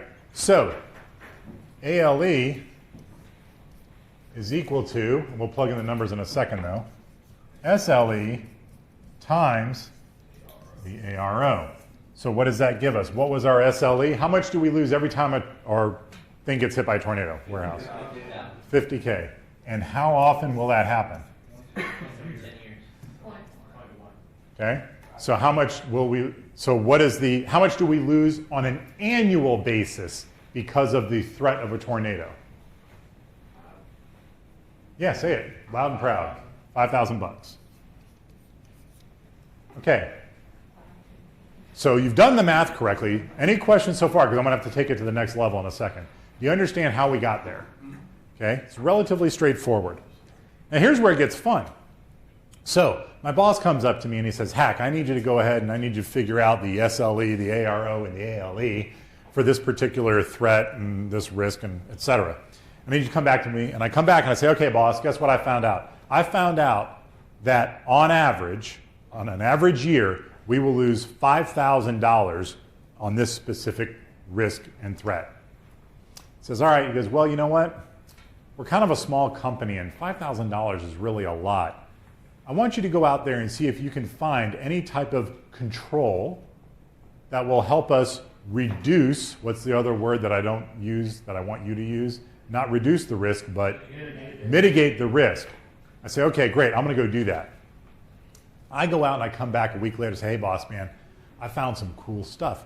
Check this out. There is this special film that you can put on the windows that, you know, during a hurricane or during a tornado will help protect it and it won't damage as much. And he goes, okay, how much does that cost? And I go, oh, it's easy, it's a subscription, so we just have to pay it every year. He goes, all right, great, Hack, how much is it? And I go, $8,000 a year. No, Why not? because this is more than what you're gonna lose anyway. Yeah, right. He's like, you're an idiot, because I'm not going to pay more than what I'm going to lose. That doesn't make any sense. So I go, okay, I'll go back to the drawing board. So I go back to the company and I, talk to him, I negotiate, and I come back and I go, guess what, boss? I came back, I found out we can do it for $2,000 a year.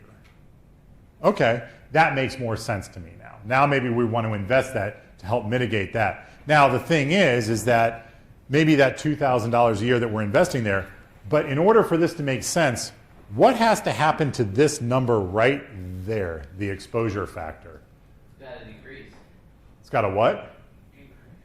No, you got it. I thought I couldn't hear you. Decrease. Decrease, yeah. So what does that mean? Now explain. Yes, it does have to decrease, but what are you Means that saying? When a tornado hits, the house should take less damage. Right, the warehouse. That's right. The warehouse will not be at 0.5. What might it be at? Give me an example. 0.3. Perfect. Right? So now, let's say this is what it has. Let's say that does that. Let's say, by the way, it costs $2,000 for our control per year. Okay? But now, let's go ahead and calculate the new ALE. Because it's not going to be the same anymore. You just changed. Right. So what is the SLE now? The value, we're going to leave the value the same. I know you're going to say, yeah, but it's worth more because I invested. I don't care. 30,000. Right. So now it's 30. The new is 30K. The ARO doesn't change. So what's the new ALE? 3,000. 3,000. So how much did I actually save the company total between this and this? What's the delta there? You still gotta add 2K to that. Say that again? You still gotta add the subscription cost to that, so it's 5. You didn't Really say didn't that. say anything. Because, I mean, Yeah. technically it's 3. Okay, I lied. Make it 1. I don't care what your number make it. You Bad used to example. say 2,000, but then you turn around Yeah. and pay the subscription, so you didn't. So yeah, we went back up. So I'll change the number. 1. Does that help? Yes. Okay. So, but if I save $1,000 every year, for how many years though? 10 years. How much did I save the company? 10,000. Right. So honestly, you're not going to have to go to that level on the exam. I just took you there because I was hoping that if I got you to understand that, you would understand everything that I went over before it. But this is the basic idea of what you do in a risk analysis. In a, what type of risk analysis? Quantitative. Correct, quantitative. So yeah, next time I'll pick bigger numbers and smaller numbers and give you something that's better for you. But that's the idea behind it. But at a minimum, you need to understand what the SLE is and how to calculate it, what the ARO is, how to put it into a decimal, and how to calculate the ALE. Those 3 things you should be able to do. And it won't be terribly difficult if you It'll just see be it. one question and not 3 different ones?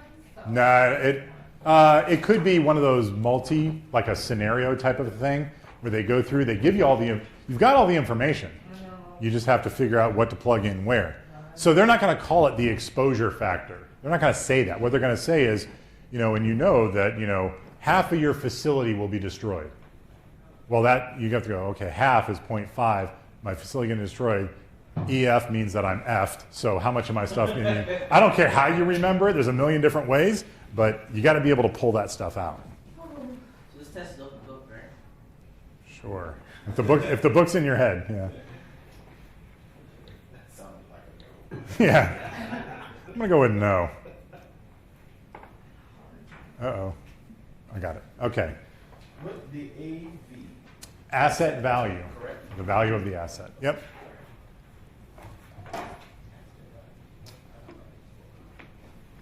All right. Now we're doing qualitative. Now, qualitative risk assessment is usually based on gut and instinct and stuff like that. And you see they give you a scale, right? Qualitative, what's the probability? Well, it's really likely. It's going to be an 8 out of 10. What's the impact? Not so bad in the middle, right? Just one way of doing it. They put the values, they calculate the score, and you can see they got a little heat map on here from, yeah, nobody really gives a crap because there's no impact and not going to happen, to this is very bad news. There is an example, though, of a real-life qualitative method that you may or may not have heard of called Delphi, D-E-L-P-H-I. Has anybody heard of the Delphi method? I think I did a project. Yeah, that's where you would have heard of it. Now, the Delphi method, I think, is pretty cool, actually. It's interesting. The way it works is that you have a bunch of people like this. We're all together. Let's say that I happen to be in this scenario. I'm the big boss person, right? All y'all, that's Southern, right? I speak Southern, so it's plural. Y'all is singular, all y'all is plural. So all y'all work for me. Now, what we're doing is we're brainstorming an idea to fix a problem. And each of us kind of contributes these different ideas. I think we should do X, Y, and Z. And I've got mine, everybody else has theirs. What we end up doing is we end up making a list of, let's say, 10 different options that we have. Okay? Now, what is the likelihood of somebody going against what the boss thinks the right answer is. High likelihood or no?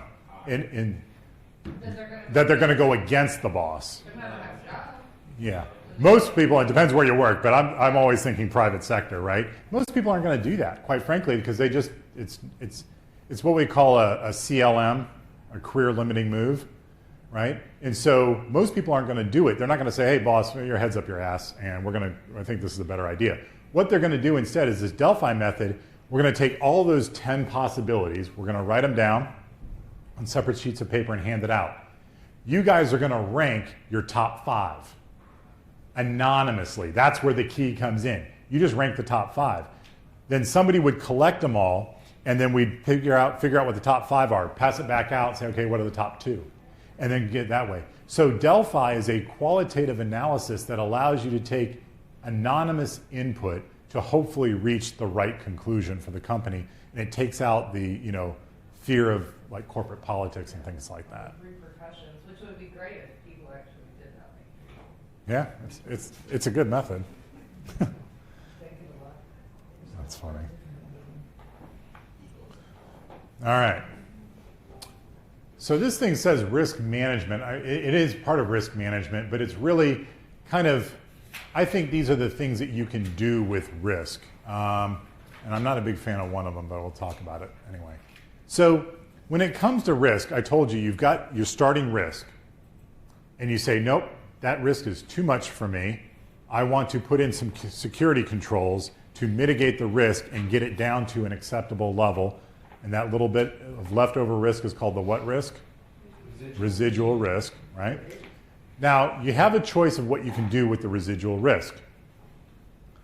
There's this idea of avoidance. Avoidance is simple, because I think somebody said it earlier when I said something about risk, and they said, oh, don't do it. Like, that is what avoidance is, right? If I know that crossing the street in the middle of rush hour without, jaywalking the street or something like that is dangerous, just don't do that. That's how you avoid the risk. So that's pretty easy. Now, to accept risk, I'm going to skip around here a little bit. To accept risk. It says choosing not to act on risk. I don't like that definition, and here's why. What they're saying is that with the initial amount of risk that you say, okay, that's fine, I'll just accept it, and if that thing dies, I'll buy a new one. That's not really what accepting risk is. Accepting risk is that you have to have done your what's called due diligence. You've had to do your homework and said, like, okay, I bought a TV. That TV is worth, say, $500. And they want me to buy an extended warranty. That warranty cost me $100. I don't know. I think the lifetime of this TV, let's say we'll call it, what letters do we call it if I'm talking about the first time that it fails? MTTF. Yeah, MTTF, the mean time to failure would be the first time. Let's say if I say that's 5 years. Do I really want to spend another $100 for a warranty if I think I'm going to get 5 years out of this thing and I only spent $500? I might say no and choose to accept the risk that that thing may die and then I'll have to buy another TV for $500. That's accepting the risk. But just saying, oh, it's only a $500 TV, that's not accepting risk. You have to do the homework to understand what you're doing. So even when you take the initial risk and then you go ahead and mitigate it down to some number that is okay with you, the residual risk, that's accepting risk as well. You have mitigated, that's true, but in the end you are accepting whatever the residual is. So when they say these kind of work together, so mitigation, it says that's when you reduce the risk, but the end value is the residual risk, which now you are accepting. So they're like I said, they kind of work together. Now, transferring risk. Can anybody give me an example? We transfer risk every single day. Give me an example of a solution where we transfer risk. Yeah, but what specifically, what do we have? What do we have to carry when we drive? When I say carry, I don't mean literally, I mean figuratively. Yeah, to transfer risk. You get pulled over by a cop, what does he ask for? Yeah, insurance. That's transferring risk is done through insurance. How many of you have auto insurance? How many of you have medical insurance? That's transferring risk. What you're saying is that there's a risk to my driving. Now let's say there weren't a law saying you had to have insurance, just hypothetically. I could say, you know what? I'm a great driver. I'm a great defensive driver. I got nothing to worry about. Yeah, so let's say I'm going to accept it, but all of a sudden I hit somebody and now I owe somebody $1 million. Now I'm screwed. So the reason you have insurance, besides the fact that it's a law, is that you transfer the risk to the company. So what they do is they collect money from you every single month because they have statisticians who've done the math and they say it's going to cost this much, and then all of a sudden you get in an accident and maybe you have a deductible. You can think about this with medical too. You have a deductible of maybe $1,000, but the rest of that $1 million that's owed, guess who gets to pay that? The company, the insurance company. Now, sure, do your rates go up now because you're a greater risk to them? Yeah, absolutely. But that's what risk transference is. It's the purchasing of insurance.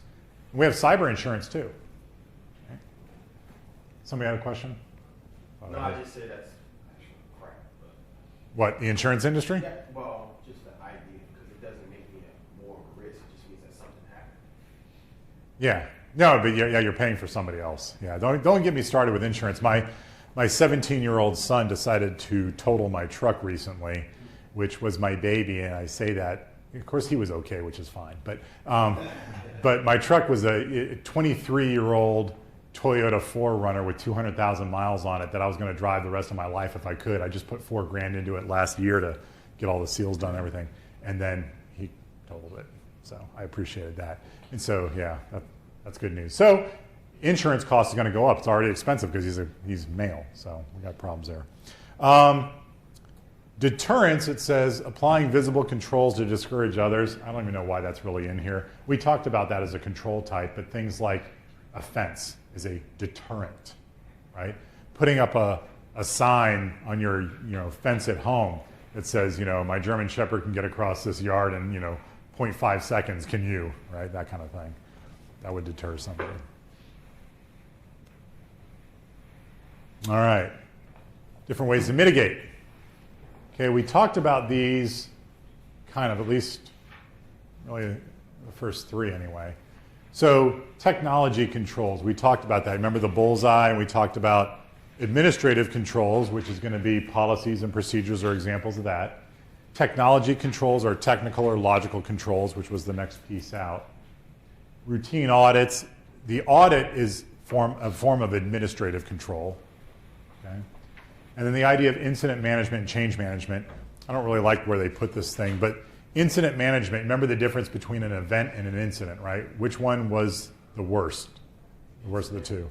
Yeah, an incident, which is a series of events. Thank you. Change management. What is the idea of change management? We don't have to get into details here, but anybody work in change management or understand the concept behind it? Right, you have to have a formal procedure usually to make a request. So like, it could be something simple. You say, look, I want to add a firewall rule. Well, you can't just go in there, you're not supposed to, and just change the firewall rule. You have to request the change. There has to be a series of procedures that have to be followed to make sure that you have, fallback procedures in place, et cetera, and that it's not going to hurt something else.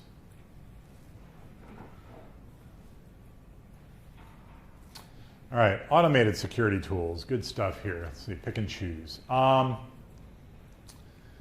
SIM products, anybody heard of that acronym before? SEIM, SIM.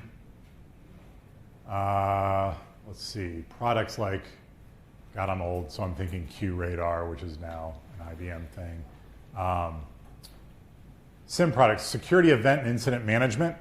So they are devices that it says continuous monitoring and alert systems. That's kind of what this thing would be in terms of collecting in logs from different types of devices, doing correlation and finding events and incidents. Configuration validation tools. Do you guys have things like a gold disk as an example, some type of an image that's a baseline? And you want to make sure that every single laptop that you build is built off of that baseline. So you make sure that, all of a sudden somebody comes in and they plug in their computer to an Ethernet port. And all of a sudden it's like, wait a minute, this doesn't meet our baseline. This isn't our configuration. We need to go get them off. That happened to me, actually. I went and taught a class at like, it was either Northrop Grumman or somebody like that. And I plugged into their network, just like a dumbass, plugged in, and within about 3 minutes, somebody came up and they're like, who's this? And they said the name of my machine. I'm like, that'd be me. They're like, get it off our network. Sorry, yes, sir. So that was fun. Patch management, we talked about a little bit. Automated troubleshooters, application testers. There's really nothing special, I don't think, about this particular slide. It's just the idea that there are several tools in the industry that allow for automation, which is going to save you a lot of time and effort.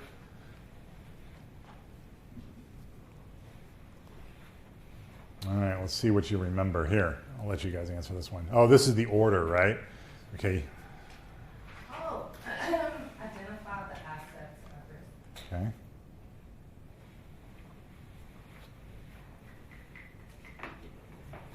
Conduct a threat assessment. Okay. Create a mitigation strategy, or an analysis. Yeah, that one. Then what? And then evaluate. Yep. Threat coverage, and then. Somebody said it. Yep. Prioritize, and then lastly, Create. Okay. I'll leave it up there for a sec.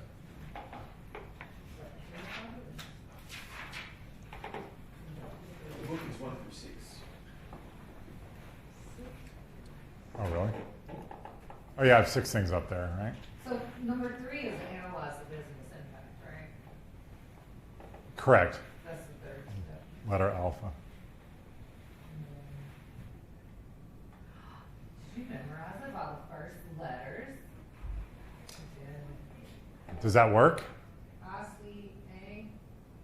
see a what? So so 3 is analyze the business impact. 4 is create the mitigation strategy, or no, prioritize.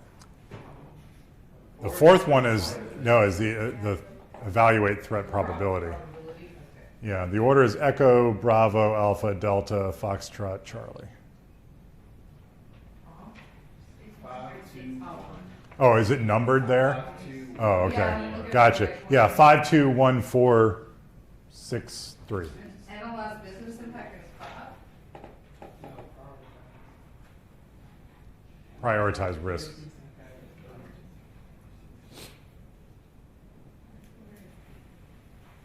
Let me see what theirs looks like.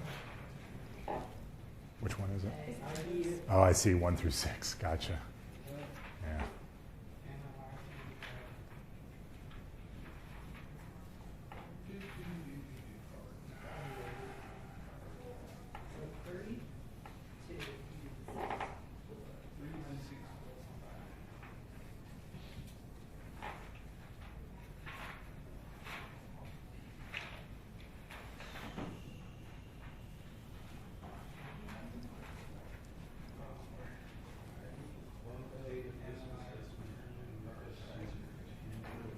Okay, can I move on to the next one now? You guys got the order?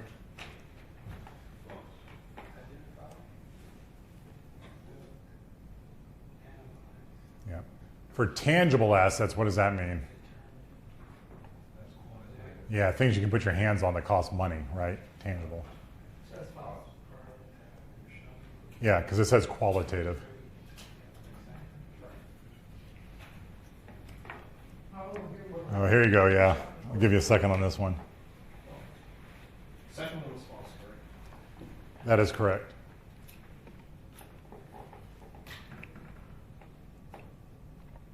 Will minimize?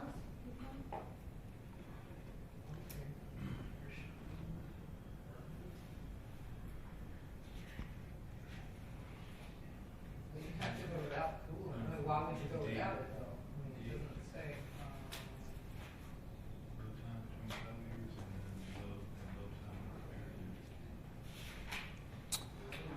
Would it be low time between failures, which would mean it would fail often?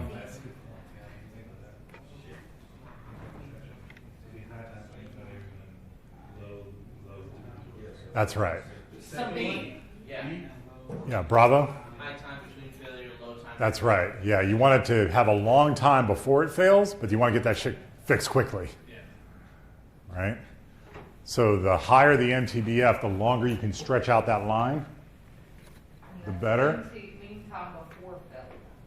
Yeah, which is between failure, not before. So that is a classic. That's why MTTF gets screwed up.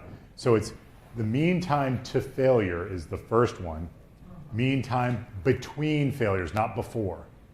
Glad you said that, actually. That's a good thing to think Because I was about. thinking like, MTTR is mean time to Yeah, to the initial failure. To failure point 1. repair. Oh, MTTR? Yeah, mean time to repair. So if your MTBF is a nice long line, that means that the time between failure 1 and failure 2 is a long, long time, but yet the amount of time to get it repaired, get repaired So overnight. you want low time for repair. Yeah, that's right. Got that. And then the high is the one Between the failures. So there's, the first one ain't even up there. Mean time to failure. MTTF isn't even on there. No, this is between failures, between failure 1 and 2. Okay, got it. Echo? I haven't even read it. All right, I'll let you read it.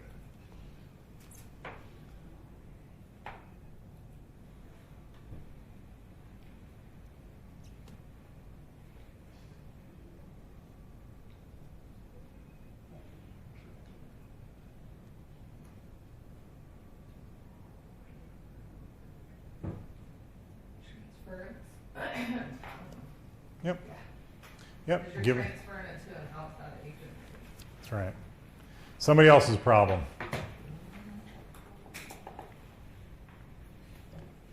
It's so funny. Let me see if I got. Oh, I've got one more. I'll tell you that story in a second. Try this one.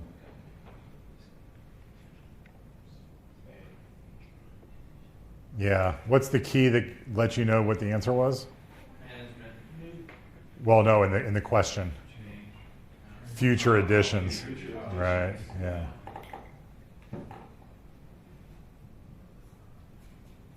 Okay. All right. Before we go into this section, it's funny. I'll tell you a quick story. So, my son, who is now about to turn 18, but when he was a little guy, and I think how old was he? He was about 7 years old, maybe, when this took place. So I don't remember. We were having some conversation. My son is a lot smarter than I ever will be, and so he was a young guy, and he was taking Taekwondo at the time.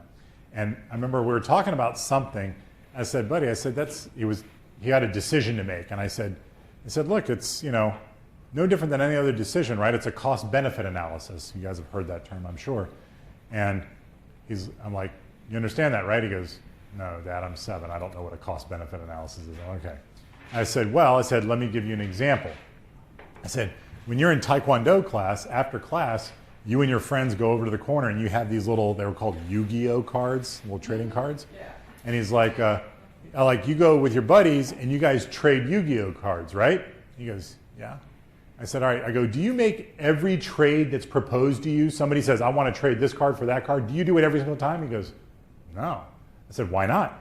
He goes, well, sometimes the guy already have that card, or the one he wants to give me is not nearly as valuable as mine is. I go, that's a cost-benefit analysis. The cost of you giving up that valuable card for the benefit of getting that crappy card doesn't make sense, so you don't make the trade. But if the benefit is greater than the cost, you would make the trade. He goes, oh, okay, I got it. 2 weeks later, we were in the car, just the two of us, and he was in his little back seat there, and he had something in his hand. I don't remember what it was, but I didn't want him to have it. So I'm driving down the road, and I reached back with one hand. I said, hey, buddy, hand that over here to Daddy. And he takes it, and he puts it right toward my hand, and he pulls it away. And I go, what are you doing? He goes, I did a cost-benefit analysis. And I just cracked up, and I said, buddy, I am so proud of you for utilizing that in your daily life. That's really good. I said, but I think you miscalculated. He goes, how's that? I said, I don't think you really understand the cost. He goes, what do you mean? I said, well, the cost of not giving me that is my hand across your butt several times. He's like, all right, I've done it again, and here you go, right? So I always think about that when I think about risk mitigation, cost-benefit analysis, and I'm like, and now he's just a pain in the ass. But he was cute back then. All right, vulnerability assessment. Cool. All right, good things you can do here. So what is the idea of a baseline? Pretty common thing. What do we mean by a baseline? Starting point. Yeah, it's a starting point, right? You can use a baseline for all kinds of things, right? You may do an analysis of your network traffic just to find out what is the baseline throughput that we normally have, or what types of traffic, what kinds of protocols, all that kind of stuff. And that way, if you put in some anomaly-based intrusion detection system, you can see, and this actually happened in real life. I used to work for a company called Riptech.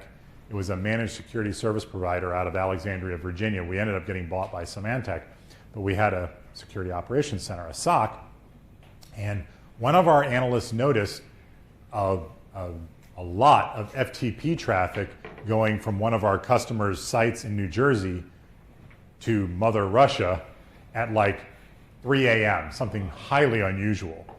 And of course, that was not normal for their baseline. And yeah, all kinds of fun stuff happened. They ended up actually, when we notified the company, they ended up installing a couple other IDSs and other points. And then the FBI they got in touch with the FBI. The FBI ended up raiding that place. There were developers who were Russian-born, and they were sending all this code back out. And people were like, when the FBI raided the place, like people are ripping out hard drives, running down the back stairs, and cool stuff like that. So, but it's important to have a baseline, right? And especially if you think about baseline images for laptops, whatever it happens to be. So baseline review, making sure that that baseline is what you need it to be and that you update it as needed. Determining the attack surface, right? Well, that's pretty big, right?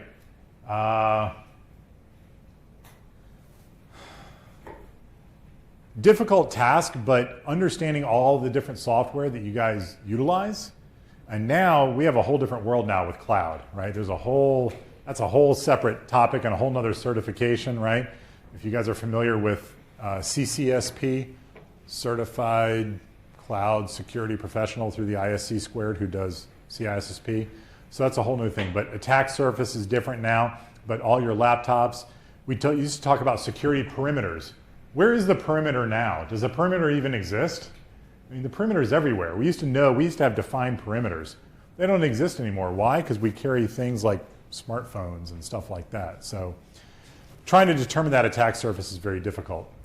Reviewing code, we talk a little bit more about that when we talk about the SDLC, the software development lifecycle.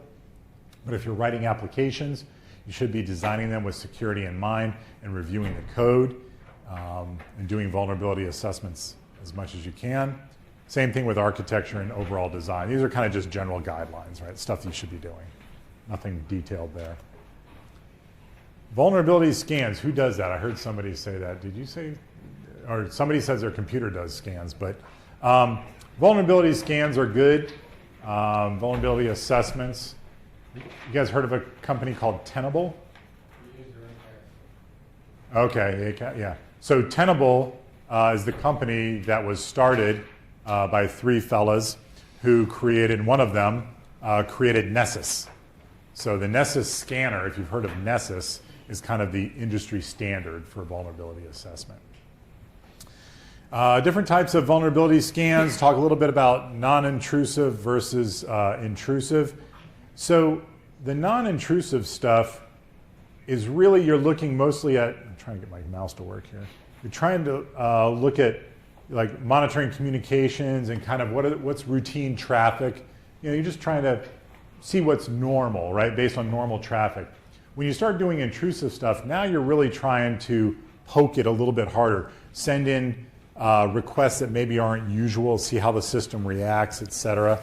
And it's the same idea between credentialed and non-credentialed scans. Why would you want to do a scan that is non-credentialed? What's the point?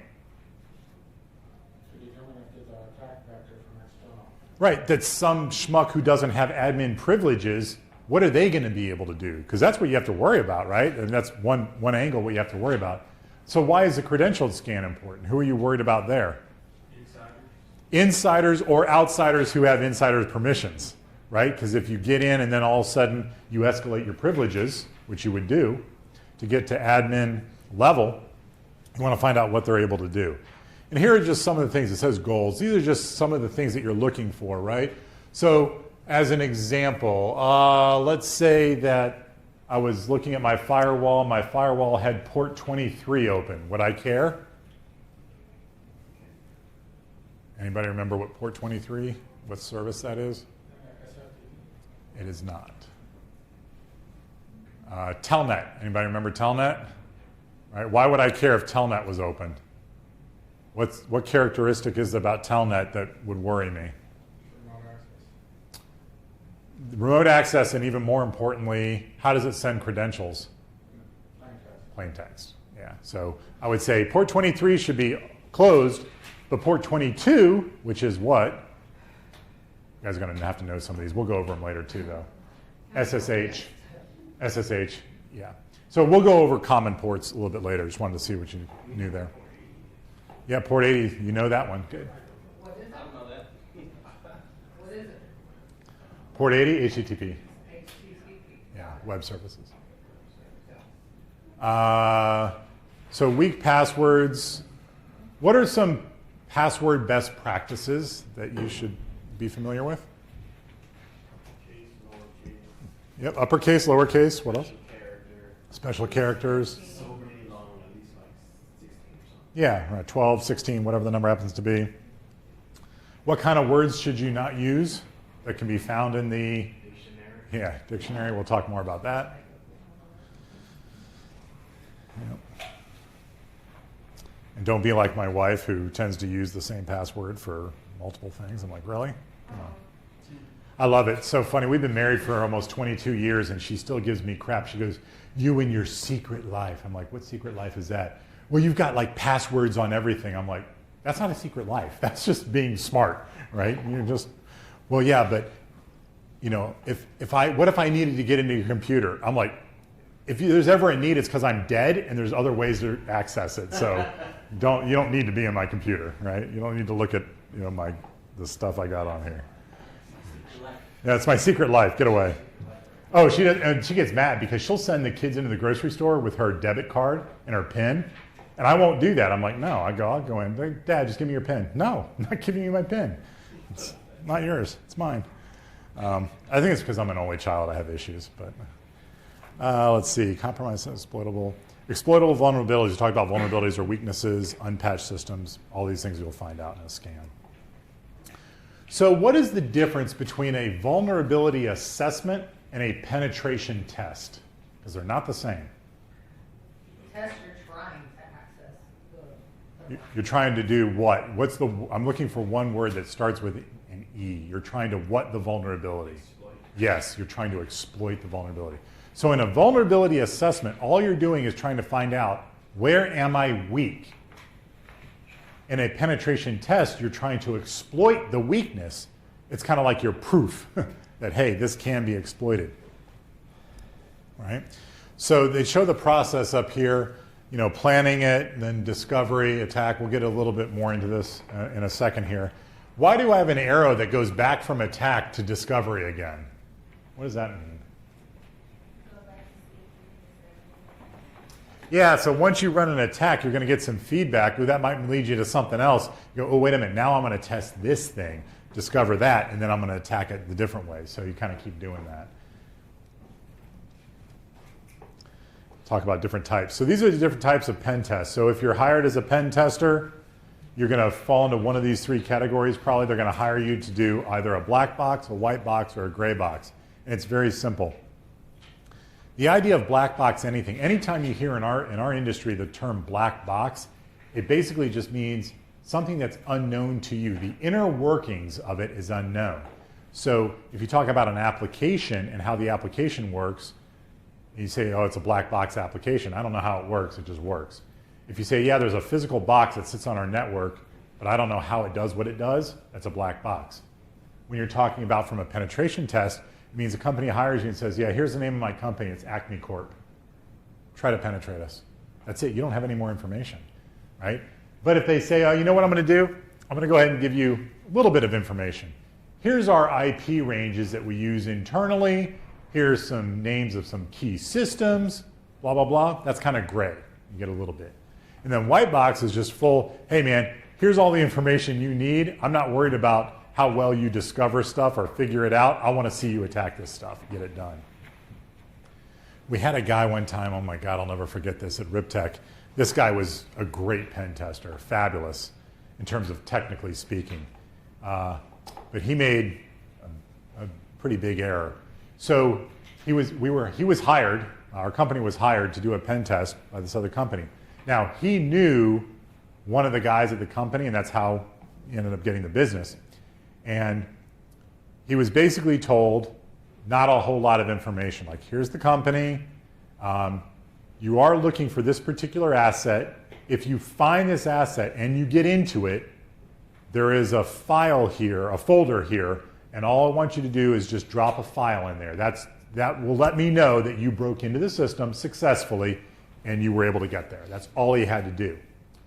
The problem was what he did prior to that as he was doing discovery is that he actually broke into the CEO's laptop and took a picture that was in his folder just of his family or whatever it was. It was innocuous. But he took that picture and that's the file he chose to dump into the asset folder so he got into a lot of trouble because it obviously he'd gotten that from somewhere else. All he had to do was put a text file in there, right? Gotcha, or something like that. So if you do pen testing, stick to the scope and don't do stupid shit like that. Not a good idea.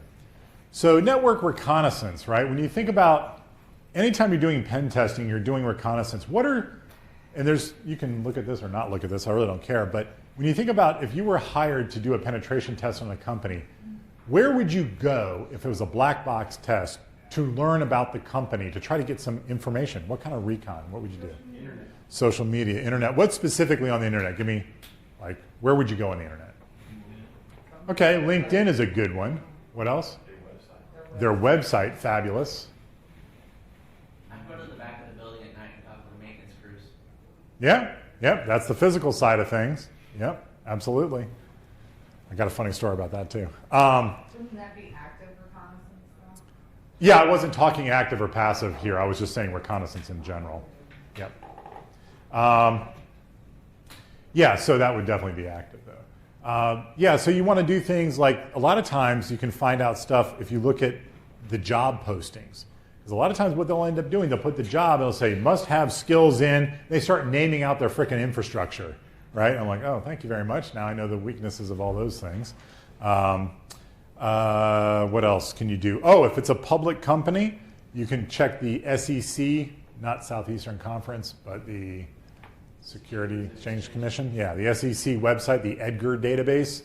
Learn about that. You can learn about the executives, learn about other people. You can maybe use that in some type of a phishing campaign later or some type of social engineering, other social engineering campaign.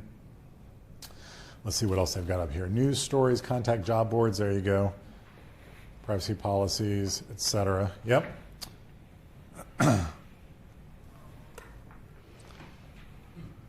Now, what do you do once you're in? Well, most of the time you get into a box, you are a regular user level. Where do you want to be? I want to be an admin, man. They got more power. So I'm going to escalate my privileges, right? That's obviously the goal.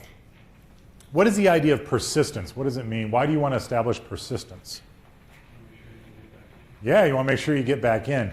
And it's funny how hackers who end up not knowing but targeting the same asset will play little hacker games and kick each other off of boxes, right? They're in your network and then they put in, leave a back door, then somebody else discovers them and they'll try to kick out one hacker and replace it with themselves. So persistence is always good.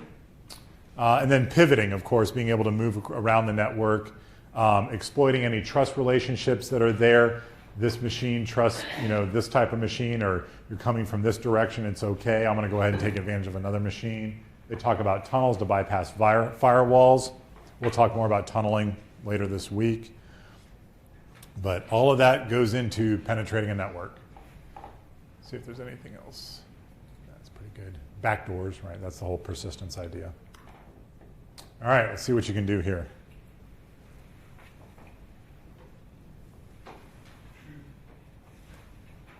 Yay.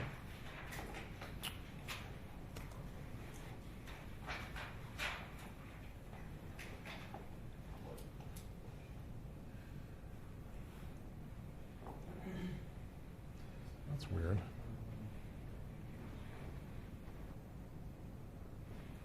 Any thoughts? Identify vulnerabilities.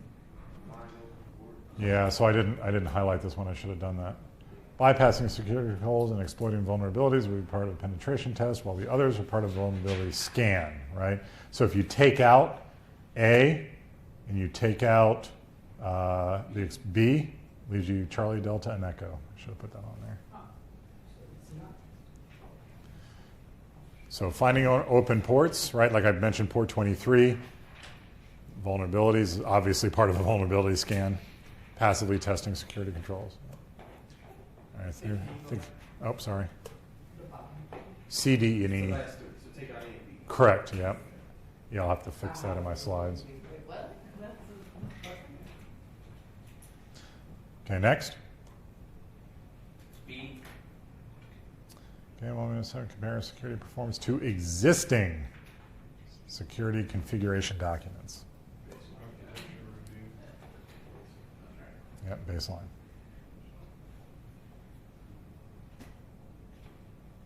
Yeah, the existing security configuration. C. Let everybody catch up. Full knowledge. Yep. I like white hat. That's a hacker. Yeah, different type, yeah. That's your threat agent. That's a good hacker. Yes. Very.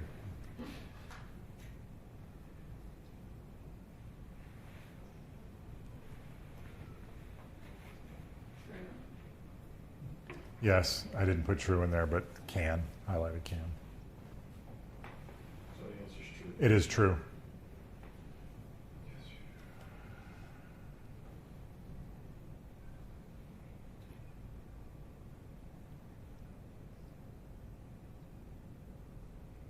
That's a good question.